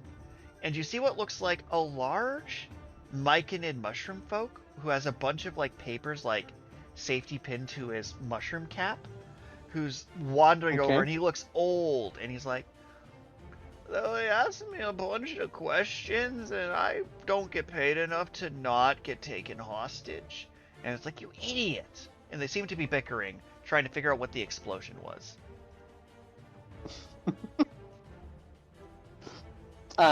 Okay, so I should have done this before I started combat, but I'm going to spend 3 hope to activate my Rogue's Dodge. Okay. Gain +2 to evasion until the next time the attack succeeds against you, otherwise it lasts until my next long rest. Oh, sorry, until my next rest is what it says. Right. So you hear footprints rapidly approaching from all 4 directions, and you do see these 2 in the middle trying to find a target. And this wizard you see is wearing a purple cape, what looks like full plate mail, and like a metal face mask that like seems to be attached to like an iron wizard hat, holding a spear-like wizard staff, and above his hand appears to be like an enfolding in on itself tesseract square. Well, I think I actually just want to... You said there were muddy footprints on the ceiling? Yes. Interesting. So I would like to attempt to hide, but I would also like to subtly set the lights so that the footprints on the ceiling are more obvious. Alrighty then, go ahead and roll knowledge. Knowledge, alright. Come on, don't fail me. 13 with hope. Woohoo! So, as you light it up, they're like, up there, and they start heading down the hallway, and you feel like, much like the garden in Hyrule Castle, if you run for it now, you can make it into that study without being seen. If you choose. I am definitely going for the study. I'm glad I read your intent on that one, because half of him is like, haha, now he's going to stab them in the face. Well, I may be a petty thief, but I'm not planning on murdering anyone that I don't have to. Fair. So, as you get into this room, you see much more, like you're seeing more crates, you're seeing bookshelves with the books chained to the shelf. You're seeing wooden trays cluttered with delicate glass vials and pinned botanical samples. You see more arcane chandeliers, and against the far wall, a spell circle glows, concentric rings of runes binding a creature no larger than a child. Its eyes luminous and his limbs trailing, It has wings that seem to spread out and become like more transparent the further out they go into infinity. Its mouth and Whoa. eyes are sewn shut with silver thread. As soon as you enter the room, it lifts its head and stares at you, with the vacant space of where its eyes should be. A small plaque reads Specimen 12, Subdeity Dormant. Ah, I see. I'm just gonna ignore that for the moment. Um, so, uh, I have that little dossier of important figures. Mhm. Does this contain any sort of iconography for the Fane rate? This feels very Haven coded, this room. Okay, so I guess what I was asking about the dossier is whether or not I would actually know what sort of iconography the Fane Wraith would be using. Nothing directly comes to mind. You haven't seen any. This thing looks pretty fucked up. So you do Okay. look around a bit, and you see on a black chalkboard what looks like Mhm. a diagram of what looks like a baby, and then like an arrow, and then like a diagram of his soul being ripped out, and then an arrow, and then what looks like a brass carving of a toaster, and then a light being shoved into the toaster. Uh-huh. So this seems to be some sort of horrifying soul magic. It's not an inaccurate statement to make. Or it could be scientific progress, you're not sure. Well, and how is this creature bound? Seems to be in a spell circle, and its eyes and mouth is sewn shut. And you look closer, its hands and feet are webbed, and between the webbing is more silver thread as it's sewn to the wall. As it's sewn to the wall. Mm-hmm. With the spell circle glowing around it. Hmm. And you see like it's sewn to the wall, and there seems to be a jar next to it with a little storm cloud raining. Hmm. Well, I mean, Lyra, do you recognize this creature? Her head twists at you almost unnaturally. It shouldn't be here. It shouldn't be tied up. This is bad. Well, maybe we can help it then. Maybe we should break the spell circle and undo the silver threads. And she grabs your sleeve. We need to be careful. It's angry. It's scared, and it's dangerous. Okay. Do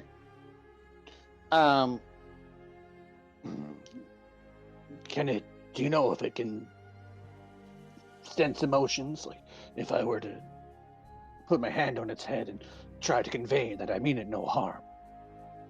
Maybe. Well, I mean, that's my best bet, because I don't want to just let it out if it's gonna like kill me. But I'm gonna lay my hand on its head or I don't know, like gently like rub its back or something, or see if I can find somewhere that doesn't look like it's like injured or anything, and like just like put my hand on it and be like, "Don't worry, I'll get you out of here," and start undoing some of the threads. That is fascinating. Go ahead and roll me. Give me 1 second here.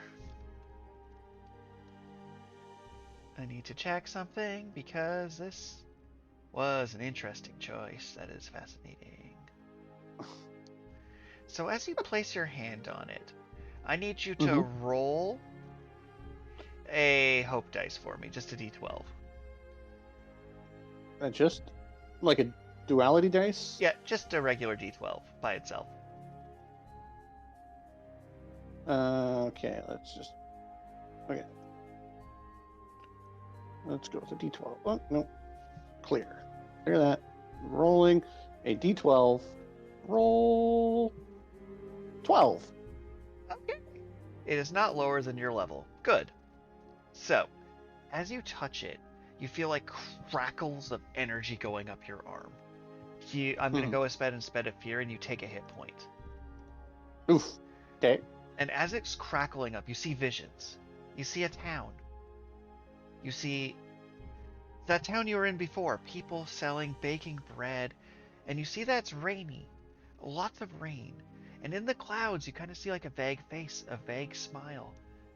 That's reminiscent of this creature in a different form. You remember the town talking about how after Haven moved in, the crops were growing, there were abundance in food, the river was calm, it became a trade route. The rain was stopping. And you're starting to get a feeling that they've captured the spirit that governs the rain in this region and found it and twisted it and has been siphoning its power to keep the town safe, to control the waters around the town. If it is freed, it is angry. It is rageful. This town may not survive it being freed, but nature can return to its correct balance. They have captured lightning in a bottle.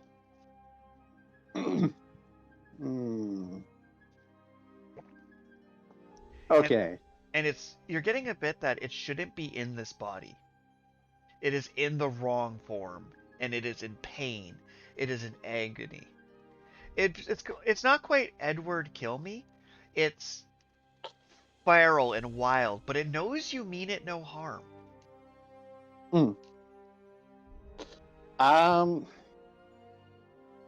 mean, I would hate to have this weighing on my conscience with all the innocent people that might die from this, but I am going to continue with releasing the lightning spirit. So as you cut one, I'm going to spend a fear. You take another damage from a zappy zap. Zappy zap, oh boy. Go ahead and roll finesse for me. Finesse. Come on. 22 with fear. Excellent. I'm going to spend a fear. Psst, you take another hit point from the zappy zap. Oof. Okay. It seems to be half untied. Okay.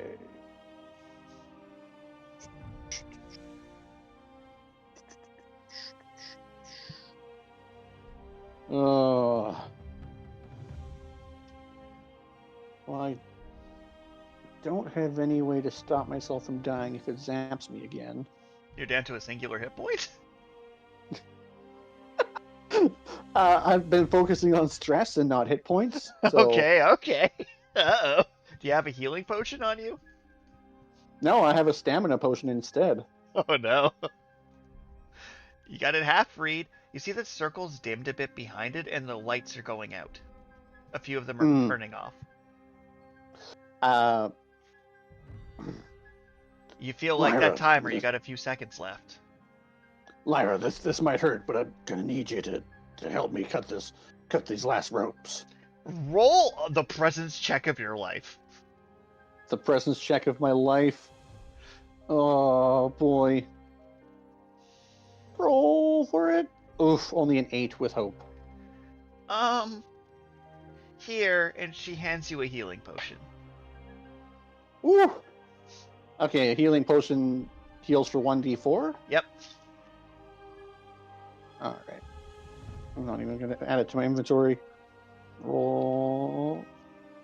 I only healed for 1, but I'm going for it. I'm trying to untie the other half. Give me one moment. I want to check something on the health potion. 1d4 plus 1. Oh, all right. All right, go ahead So I cleared 2 hit points. Go ahead and roll finesse. Finesse. Ooh, 7 with fear. That's not good. You cut another one. You take another zappy zap.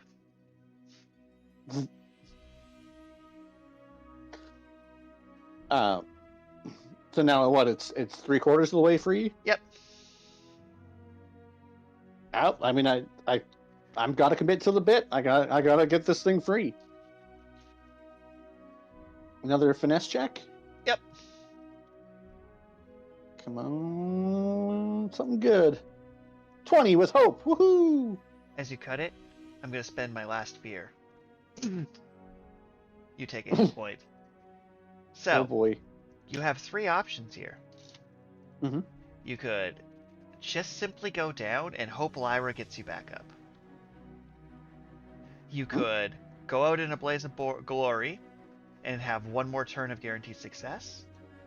Or you could risk it all and roll your duality on hope you get back up, and on fear you die. You've miscalculated. I healed for 2, and then you dealt me 2, so I still have 1 hit point left. So your light flashes before your eyes for a moment. And then, as you free it, you see its hands start viciously pulling at its face, at its eyes. You see it rips the thread as silver blood splashes across the room. Its eyes open, its pupils split into 2s and 4s and 6. Its mouth, it uses its hands to pry in the inside of its mouth and rips its own mouth open. It keeps pulling, it keeps pulling, it keeps pulling. As a brighter and brighter light starts coming out, and then you see as it pulls its jaw backwards down its neck like it's peeling its own skin off. A pillar of bright light shoots through the ceiling. Water starts pouring in the hole it left, and a deflated skin sack lands on the ground, and then all the lights go out. Oh. You're in a pitch-black room, water's lushing, and you're hearing screaming and panicking around you. There's just a hole in the ceiling. And water is pouring in. So how far is it to the surface of the water? Not bad. Like, you went down, I don't know, like 3 flights of stairs? So like 3 flights of stairs of a swim up? Well, more so to the point, I guess, is it actually nighttime out now? Yes. So would you allow me to use my Shadow Stepper to teleport to the surface of the water? Does it go that far? It can move anywhere within far range. You can see, anywhere you can see, right? I'm going to say on a janky technicality, you can't really see the surface of water through the water. Right, yeah, okay. So I'm going to go with no on this one. Also, you can't really see anything. It's pitch black in here. And it's too dark to shadow step, ironically.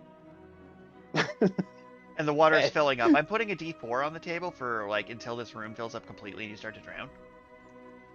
And you hear the boom as you hear a massive thunderstorm starts on the surface. Rain hammering down, lightning bolts cracking. Yeah, no. Lyra, I think we're going to have to swim for it here. She grabs onto you for dear life. And yeah, I guess we're just going to attempt to swim to the surface through the hole that was left in the ceiling. Go ahead and roll a strength check. Strength check? Yeah, none of my experiences apply here. 11 with fear. Oof. I'm going to take that fear point as you're trying to swim up in the darkness, and you can't really see where you're going. And you don't you're not actually amphibious. Yeah, that's true. So, you might be closer to the surface, you might not be. You might just be drowning.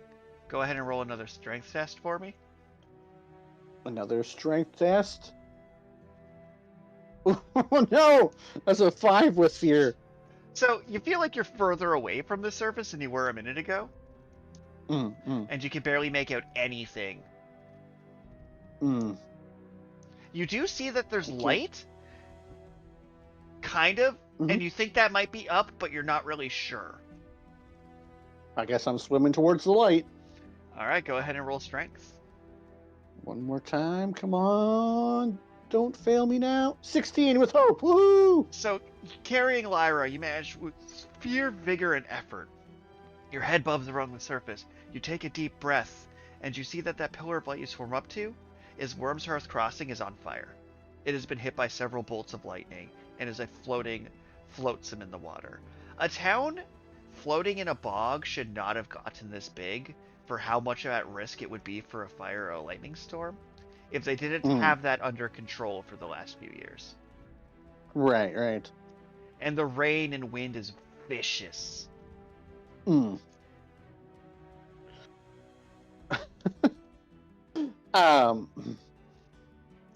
You see the ribbits running around, desperately trying to, like, take buckets of the swamp water and splash them on the fires. Crack! Another bolt of lightning. Crack! Right into the bakery. The guards are panicking. Children are screaming. Smoke is raising up to the sky. The thick of ash and tar in the back of your lungs. I am definitely going to drop my disguise.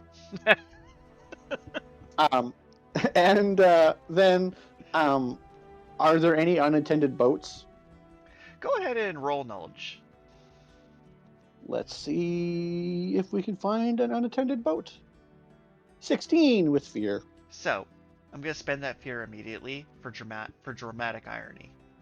So you do see a boat attached by a rope, and you see what appears to be a mother, relatively young, short, curvy, curly hair.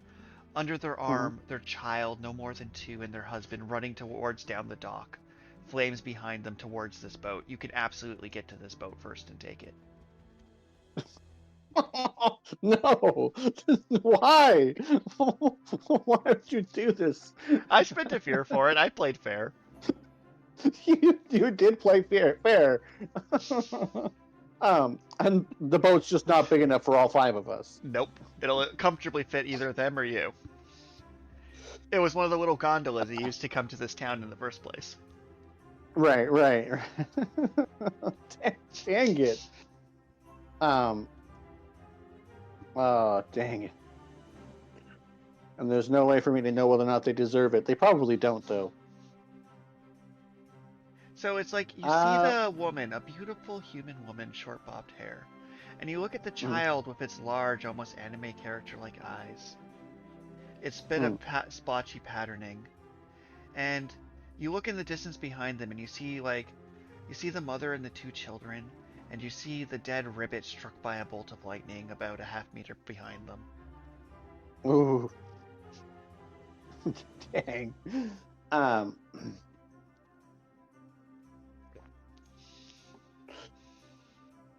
Okay, well, I guess I'm going to abandon. And I couldn't, like, offer to help them either. Like, because she might have trouble rowing the boat in the storm. The boat... It's because it's you and Lyra that you'd have an issue. Right. Well, I think I left my treasure chest in the hotel. That's fun. So I am actually going to swim to shore and try and see if I can get my treasure chest from the hotel before all the hotel is on fire. It's been hit by repeated lightning bolts. Okay. Remember the pillar of light that went up from you? Like, there's a hole in the middle of the town where a pillar went up as it's flooding and collapsing and sinking into the bog while on fire. There's no hotel. Right. There is a pile of burning lumber. And it's weird. You think the rain would be helping to put out the fire, but just kind of splashing sparks everywhere like a grease fire. Okay. Well, that's a lost cause. I need to search for a different boat that's not being So you're going to try and find a different boat then? Well, most of the boats are being taken as people are abandoning ship. Yeah. Or... Well, I can't really trust this thing not to smite me. Yeah, no, I gotta try and see if I can find a different boat, I guess. My poor treasure chest. And flour. Oh, damn. So go ahead and roll a knowledge check. A knowledge check? Actually, sorry, instinct. I'll change that to instinct then. Instinct of 13 with fear. No boats. They're all being taken by people flooding ship. You do have a weird moment of confidence, though, that treasure chest will probably sink to the bottom of the lake, and in theory you can swim down and get it. Ooh. Would I be able to hide myself in the treasure chest? Maybe. Really do any good, I want this. So go ahead and, if you want to try and swim to where you think the treasure chest is going to be and hide yourself in the treasure chest, I'm going to have you roll a speed check. And through the power of cinematic timing, allow it if you get high enough. All right. I can't apply any of my skills, I don't think. So I will just roll for it. 16 with hope.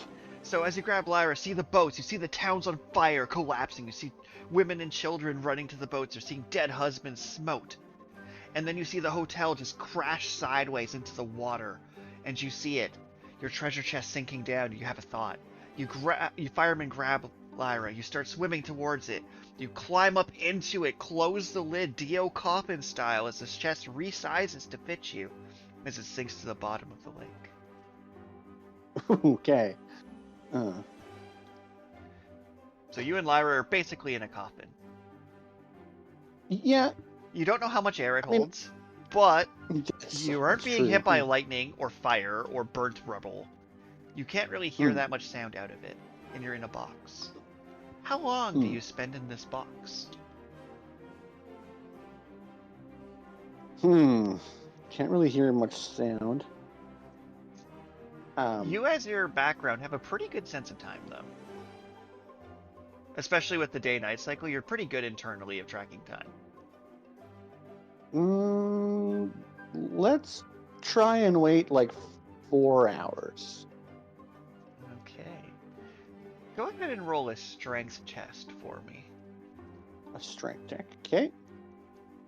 Strength of 18 with hope. Alright. So after about 4 hours, you're noticing the air is getting a little bit thin.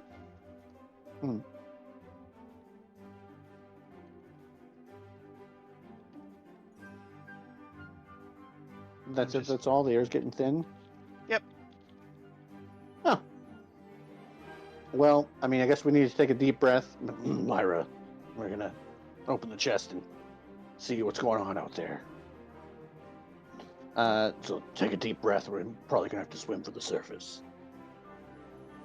And open the chest and see what's going on out there.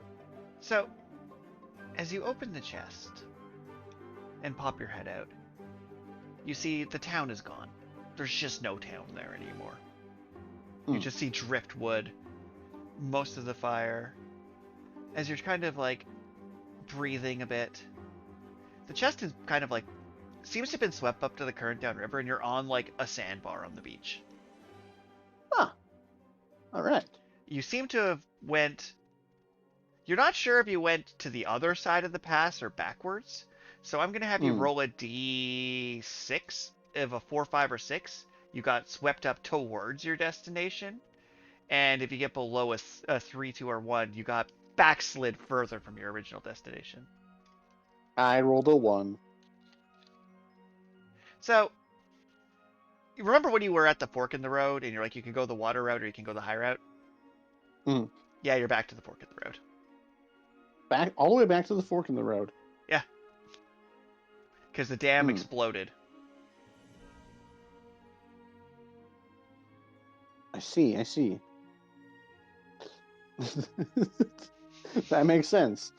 Also, apparently your treasure chest is kind of shape sizes now, which is going to be punish me later in this adventure, but yes. Because that's just such a beautiful cinematic moment.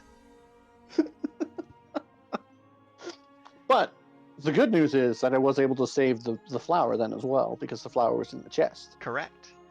So as you look into the distance, you do see like a few boats are on the beach, and you do see what looks like a really soggy wizard standing on the water, like a really angry, possibly religious figure if they had to like snow walk through a river, but they can walk on water.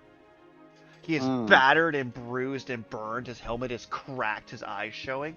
He's like stomping on the water towards you guys who have now popped out of this chest. Can I tell if he's seen us? Go ahead. Did you want to try and hide from him? See, I'm 50-50. This guy, he seems like he's the guy behind these insane experiments, and he needs to die. And he looks injured as hell from your quick look at him. So, I mean, I suppose I do want to be hidden from him. Would I be able to use my shadow step to get behind him since it's nighttime? Yes. Because You like if how I unhappy use I sounded about that, but yes. I'm going to use my shadow step to get behind him, and I am going to shoot him in the back of the head with my crossbow, activating my paired with the dagger to also stab him in the kidney at the same time. All right, go ahead, and that is slick.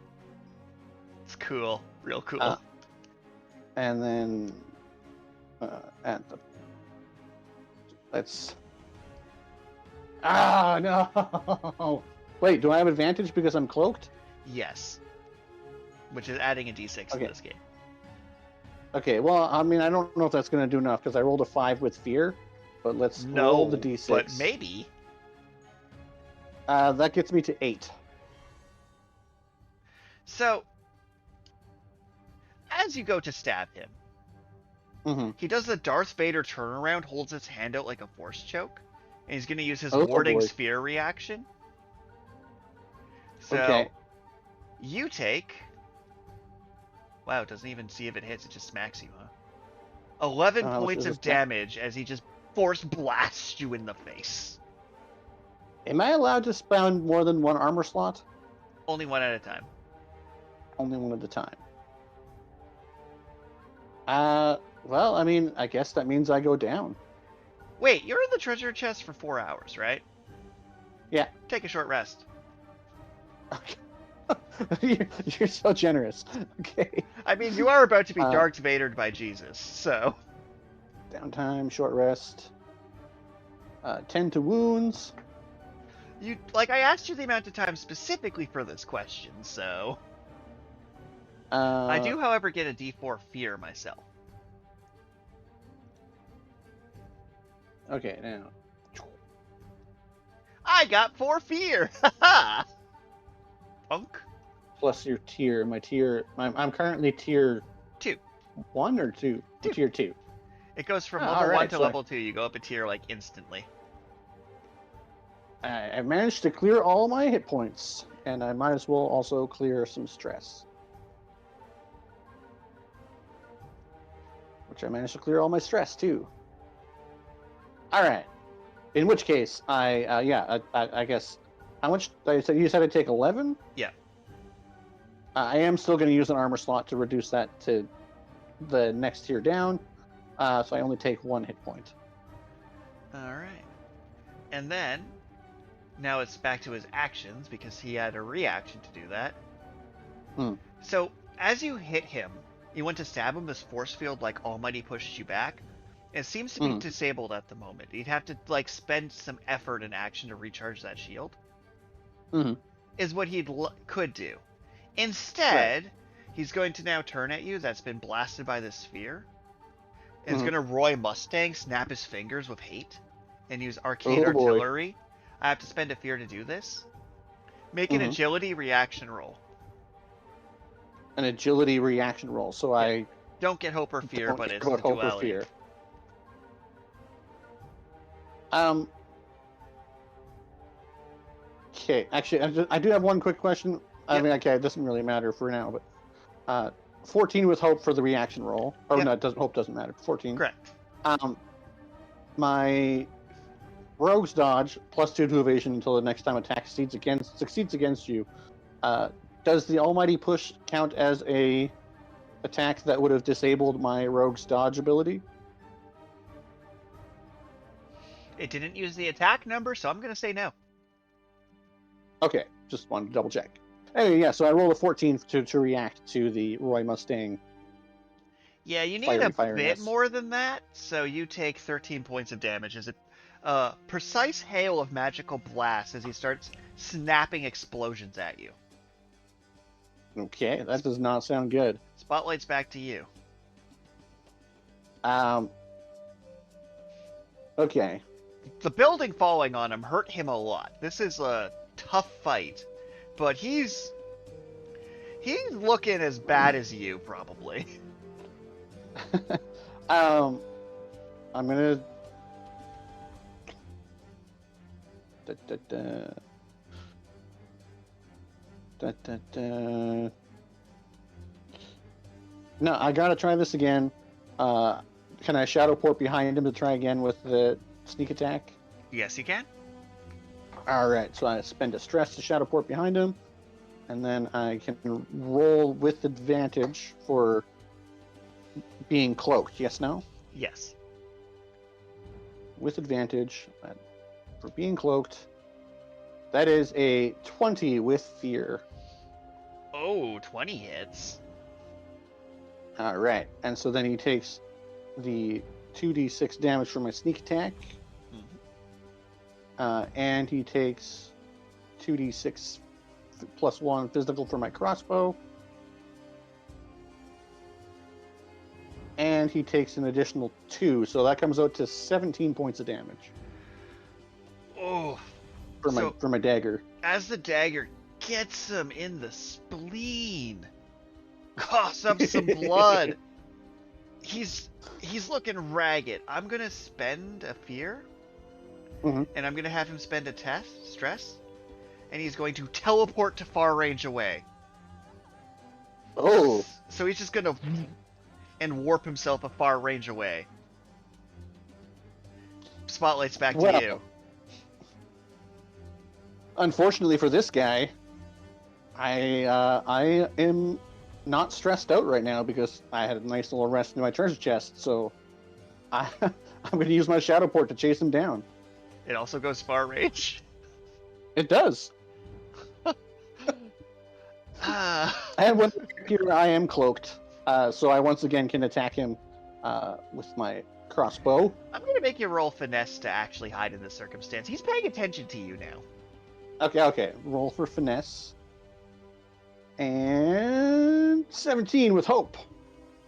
All right, so he teleports, you teleport.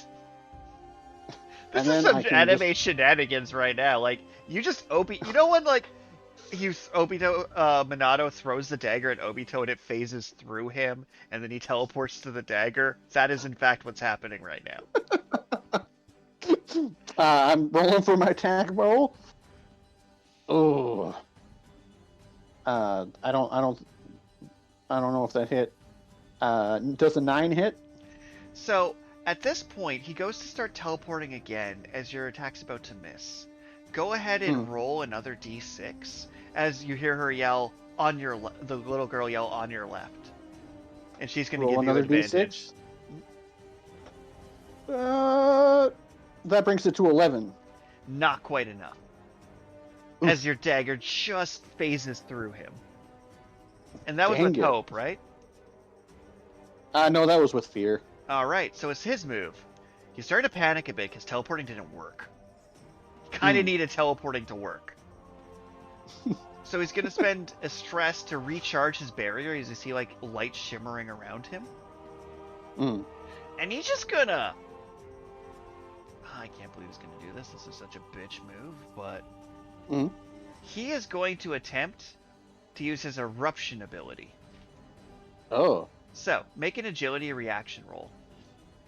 Agility. Rolling 12 with hope. 12 with hope. So, him and you both take 8 points of damage. Okay. As a pillar of ice grows between you and launches you back a range. I see. And then he's gonna spend his next fear to try and teleport again. Ooh. And he'd be at very far range then, yeah? Yeah.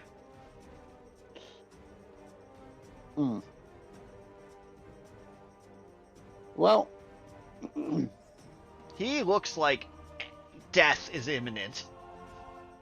I mean, I really have no choice but to... Okay, wait. How close can I move? Like, after moving a certain distance, I have to do, like, an agility check to see if I can actually close the distance, yes? Correct. No? The intent by me as your GM right now is to make you have to roll an agility check to be able to shadow step to him. Well, yeah, I'm going to attempt to make that check. Go ahead and roll. My agility check of 12 with hope. 12 will do it. Be able to get you Nice. close enough to Shadow Step. So I will spend another stress. I will shadow step behind him. And attempt to attack him one more time. Skeletal dog bites his shin, giving you advantage. Nice. That is a 14 with hope. Doesn't quite do it. Oh, dang it. Luckily, though, his barrier wasn't able to trigger. But that was with hope. Spotlight's still on you. Okay. I don't even notice, but I burned all my fear exploding you.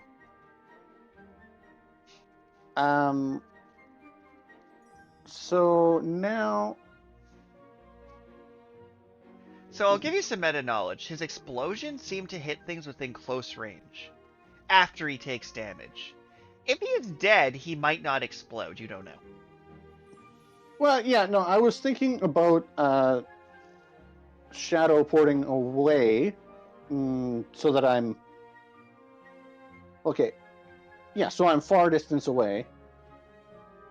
So I'll spend a stress to do that. And then I'm just going to shoot at him from this distance with my crossbow. I will make you roll a finesse check because he is trying to spot you. So I'm going to spend a fear... Oh yeah, I can do that. I'm going to spend my last fear after you shadow step. So he turns his head and sees you. So you're not cloaked, because he knows your game, but it does cost me a fear to take away your cloaking. And I'm still going to... Yeah. Sorry? Just mechanics-wise, so you know, that I can spend a fear to take away your cloaking if it makes narrative sense, and I feel like he's trying to track you desperately right now. Well, I'm still going to attempt to shoot him with my crossbow. 11 with fear. That doesn't do it. Nope. He is going to... First, he's going to mark his stress to teleport, which is his last stress. He is now vulnerable. And he has... You've lost sight of him for a second. He is trying to hide from you. Oh boy. So do I have to try and spot him then? Yeah, you'd have to successfully beat his DC with a sense or knowledge check, based on how you're trying to track him. Or if you're like, Lure of the Flies, I try and see dead flies on him. You get the idea. So whatever stat you want to use to try and track him if it makes rational sense. Well, he is a mushroom person, yes, no? No, the mushroom person's long dead. This is the other guy in the dope battle armor. Yeah, okay. Then, You actually can see part of his face now that he's smashed his helmet off. He appears to be an elven humanoid. I'm going to try and track him by instinct. Okay. Let's see if I can actually roll a decent roll. Oh, a 9 with fear. So, as you try and spot him, you've lost track of him at the moment. He is going to move his regular walking amount, because he is out of magic, and has scampered away. So, go ahead and make a spotlight's back to you. You effectively have 2 turns to spot him before he's got away completely. Instinct. Critical success! Motherfucker! I mean, no, so that's what I meant. Yeah. I clear a stress and automatically succeed? Yes, he was about halfway up the hill that leads on the route towards the Lost Village. Well, I mean, I still have... Is he within far distance? Yep. Because he had to move using foot power. Then I have the stress I need to be able to teleport to him. Yep. And this time, I'm going to use my Rain of Blades.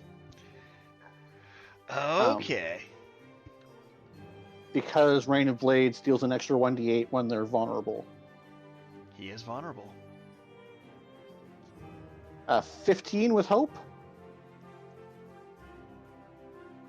Do you have any experiences you can add to bring that to a 16? Because 15 is not going to do it for you. Well, Okay. Well,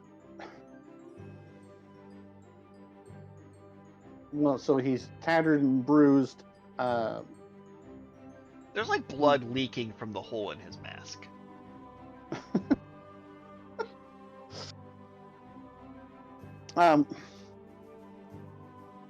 So, yeah, I don't really know how I would like Lord of the Flies. I was gonna be like, oh, does he have any like leeches on him? Then that would show me a weak spot that I could target. I'll allow it. Or, all right. I So like if the get leeches. if I get the +2 from Lord of the Flies, that brings it to 17. All right, go ahead and roll damage. You have to get above 11 to end this.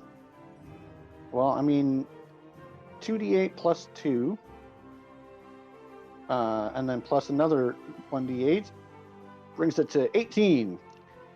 How do you want to do this? Well, I mean, I kind of just want the like blades to like spin around me, and then they just like all just right into his chest. As the blades shangun his chest, and the mask of his shatters off, the leeches on his neck, giving him the one opening. You do recognize a tattoo under his eye of the Scarlet Veil Syndicate. And that's where we'll end tonight's session. Okay. So, to give a debrief, because we do like doing the debriefs about this session, a few things of note. Thing of note first, I did allude to my other party that I ran the same session through, going through and already looting the library. Right. / the secret frog temple. Yeah, okay. But I still left all the lore and things you would normally find there in there, because there was books and documents and lore information. Right. So, freeing the spirit is always a rough option, because I try and make it like super dramatic. No one's blown the hell out of the town. You blew the fuck out of that town. That town got screwed. Like, you're like, so did you piece together that that was the deity that used to guard the other town that they dragged and turned into a battery? I kind of figured. You did say that the smile a different smile reminded me of that other town. I was like, yeah, this is obviously a front for something abominable. So I'm absolutely, when I run the next session tomorrow, going to describe that someone blew up the town. Because I'm enjoying making it that you're running the same campaign, but just different enough for me to Easter egg it. But how'd you feel about that session where I made you do a fight a bit, because I'm like, yeah, boss battle. And I was going to let this guy, had he got away, you would have got the hint that he was a member of the Scarlet Veil. And I tried to get away, and you said no. So here we go. No recurring villain for me. He did almost get away, though. He tried. So I had him take, like, 3 hit points from a building falling on him, which felt fair. Because you dropped a city on him. I muchly appreciate the short rest I was able to get in the chest. Fair is fair. Well, what's funny is, I was going to have him originally die, and then you're like, oh, I'm going to teleport to the surface. I'm like, well, fine, then he's going to teleport to the surface. Be that way. That's funny. Well, what's kind of funny is, so, like, part of the GM move is that I can spend a fear to deal stress or deal HP, but I rarely do the HP unless it makes perfect narrative sense. And what you were rolling for wasn't whether it hurt you. It hurt you every time because I was spending fear points to do it. You were really rolling for how fast you freed him. Yeah, okay. So what you were rolling for how many moves it took to free the creature. Yeah, that makes sense. And it was really hey, if you roll a fear, I'm going to zap you. But if I run out of fear, I couldn't zap you anymore. I mean, I had a good number of critical successes this time, which was nice. But I also feel like I had a lot of fear. Like you were constantly stalked.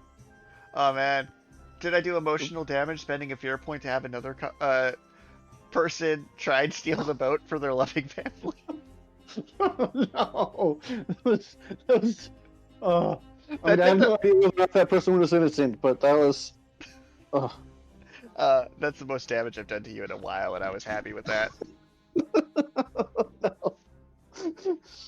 So yeah, Well, I mean, the other party did a it, heist for context. Like the other two times I ran it, like I have a bunch hmm, of hints and things where locals can give you hints to like different ways to break in, different rumors. There's a timer for hmm. how long till guards get there. But you're like, no, I'm just gonna grenade the door and run right in. I'm like, huh, okay. I have no problem with this.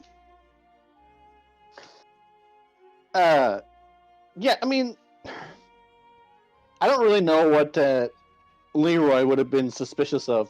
Well, aside from the fact that the door was guarded, it's like, um, oh, they're gonna loot the building under the sea, under the water.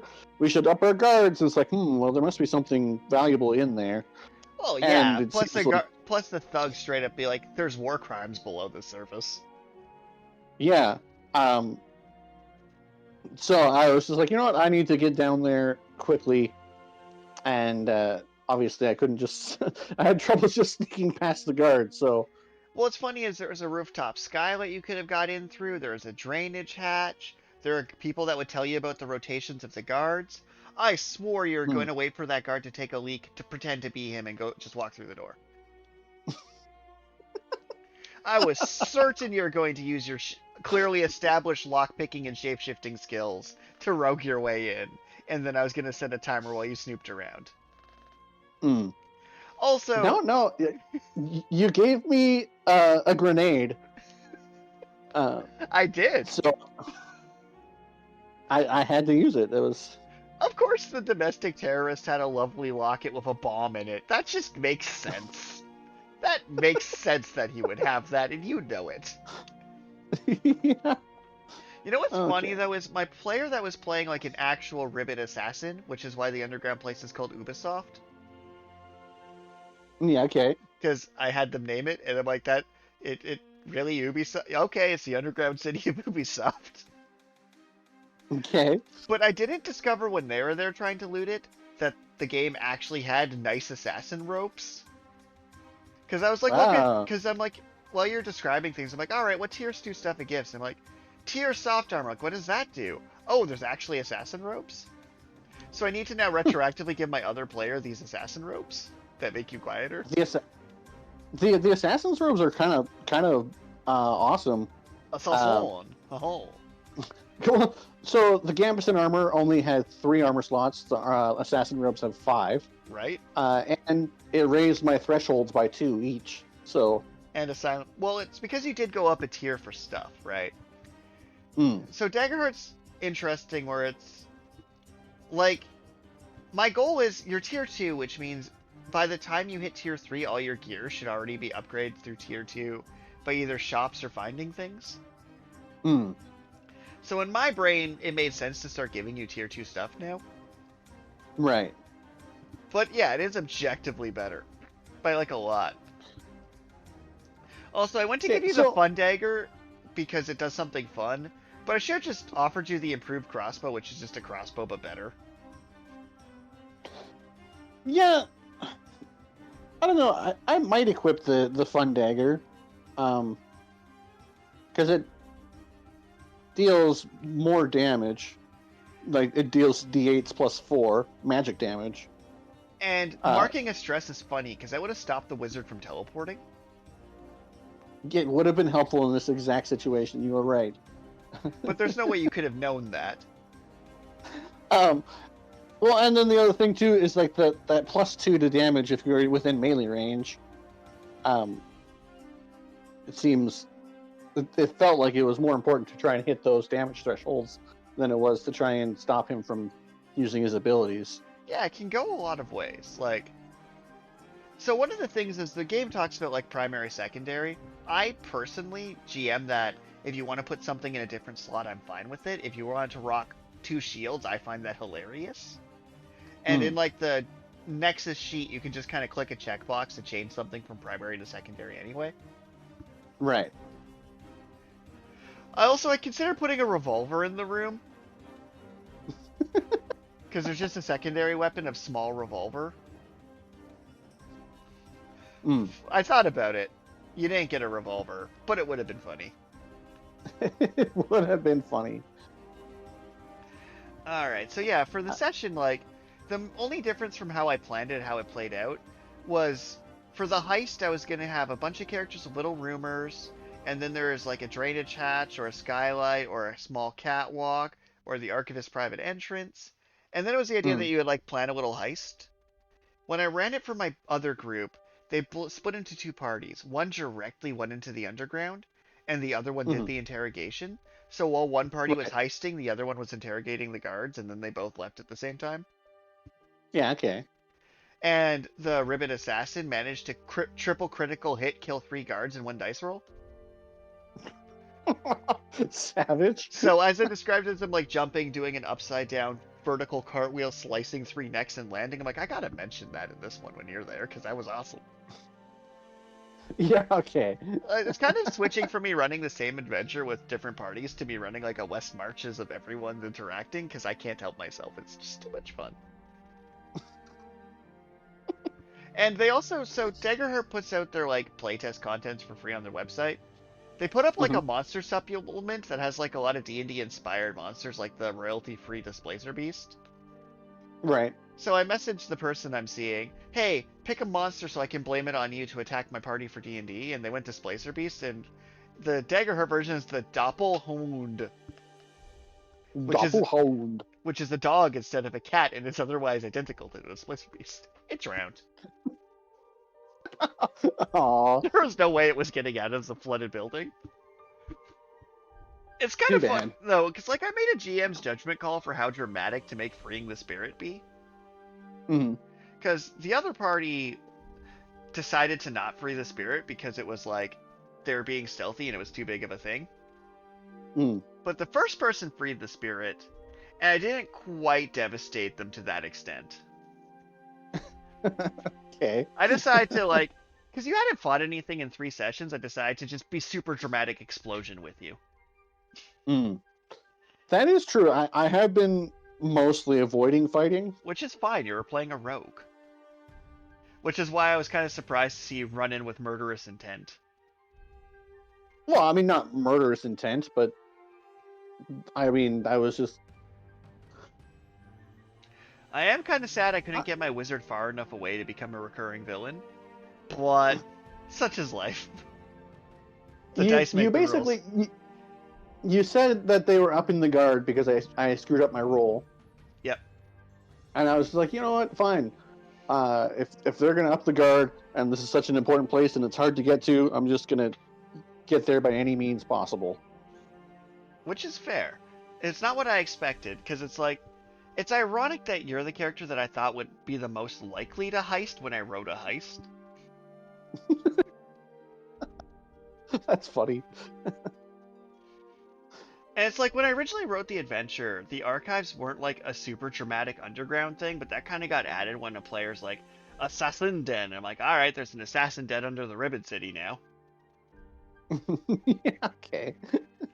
But I did always have it kind of like go underwater, because I like the idea of this library having like a submersible part of it, so if they wanted to, they could just bury their illegal research by dropping it to the bottom of the lake. That makes sense. And yeah, there was like, I had like so many hypotheticals planned, like if you steal the archivist's key, if you sneak in late into the night, if you find the mushroom dude and then like bribe him. They had such a lengthy discussion with that mushroom dude about politics. Yeah. Because he's like, he just guarded the book section. He was in the library room instead of like the office where you went. And he was basically like, you can't burn books. Books are important. You work for bad guys who pay me to read books. This is great. Someone's got to record what they do so future generations know how awful they were. And they like were trying to argue him to revolt. He's like, no, what I do is important because I track that they're bad people and someone has to do it. Therefore, I'm a good guy. That's some solid logic. He's dead now. Yeah, he got devastated with the town. Oh, that's going to be so funny for my players when this comes up in like 10 sessions when they return and it's just a waste. And they're like, well, I guess the spirit got free. Your other player who freed the spirit, you said you didn't devastate the town quite so thoroughly. So I was more Um, ominous about it, where I'm like, and you free them, rain started for the first time, and soon a flood will come destroy this town. mm, But the difference was you touched the spirit and it read your memories. mm, So I'm like, that's an interesting choice. Because the spirit got to know that the town it's guarded was full of zombies, that Haven had mm. moved in here and did science experiments, and knew it was in a lab being tortured. Right. So you gave it information to be pissed. Also, you have issues, and now it has issues.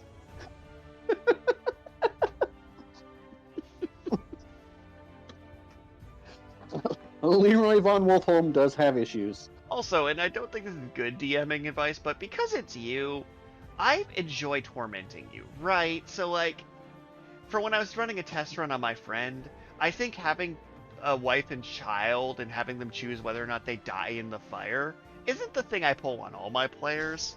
That feels like a thing to do to Carl specifically. If I was a different character, I might have gone for it. You thought about I did. But the some of what I did today was somewhat psychotic. But my whole entire character shtick is the idea that I am the well-adjusted adventurer that got forced into the adventure by external situations, and so he's generally not gonna just murder hobo people or throw people off of boats for his own That's the well-being. thing, is you never murder hobo. You're like, okay, I need to get in here quickly. So you specifically didn't kill the first guard. Mm. And you're like, I need to free the spirit, because nature is fucked. But you did say, and I quote, I'm going to free the spirit, and I guess I'm going to have to endure the consequences. And because you said that out loud, I had to make there be consequences. No. You gave me express permission to make there be consequences. Search your feelings, you know it to be true. All in all, that was a very fun adventure. And I mean, like I say, I have been mostly avoiding combat, but it was nice to have a little bit of combat once again. Oh yeah, you crushed One of it. those- Man, I felt so outplayed when I'm like, I teleport away, you're like, well, I teleport directly behind them. I'm like, okay, you're doing the Minato-Obito fight, I see. I see what's happening here. Although, I stand by my, I can teleport to any shadows I can see, so I look at the bottom of a lake to the surface. I'm like, no! Where would you foothold? How would that even work? That's fair. That's fair. I'm drawing a line in the sand, and it is here and no further. And the thing is, like, I can spend a fear to, like, take away any status condition if I need to, like, end effects you put on enemies or end effects you put on yourself. Mm-hmm. But the rules are, like, it should make narrative sense, so theoretically I could just always take away your hiding by spending a fear. But I really only do it if I think narratively they'd be able to see you. Right, yeah, that makes sense. Because I'm not just going to be like, I shadow step, cool, spend a fear they can see you. I shadow step, cool, no more shadow step for you. Screw you. As a general rule, I give you the first one for free, the second one I debate it, and the third one I make you actually hide. Yeah, that makes sense. Also, I think you go up a level now. Oh, nice. Because you did kill the war wizard. And 12 guards, and a dog, and 32 villagers, and a bakery, and 5 local townsfolk, and several buildings, and some local flora and fauna. All right. I definitely. Oh, dang it. Okay, now how do I've leveled up once before. We'll do it at the start of next session to be part of the video. Plus, I need to go to bed, so we're going to wrap up here. Yeah, all right, that sounds good. Thank you, everybody, for tuning in to Richard and Carl Play Daggerheart, where I try to emotionally torture my best friend. You can download your version of this adventure for free on itch.io and put some money in the tip jar. And I promise I will use every penny in torturing Carl. Bye. Bye. I really will use every penny in torturing Carl. No hesitation.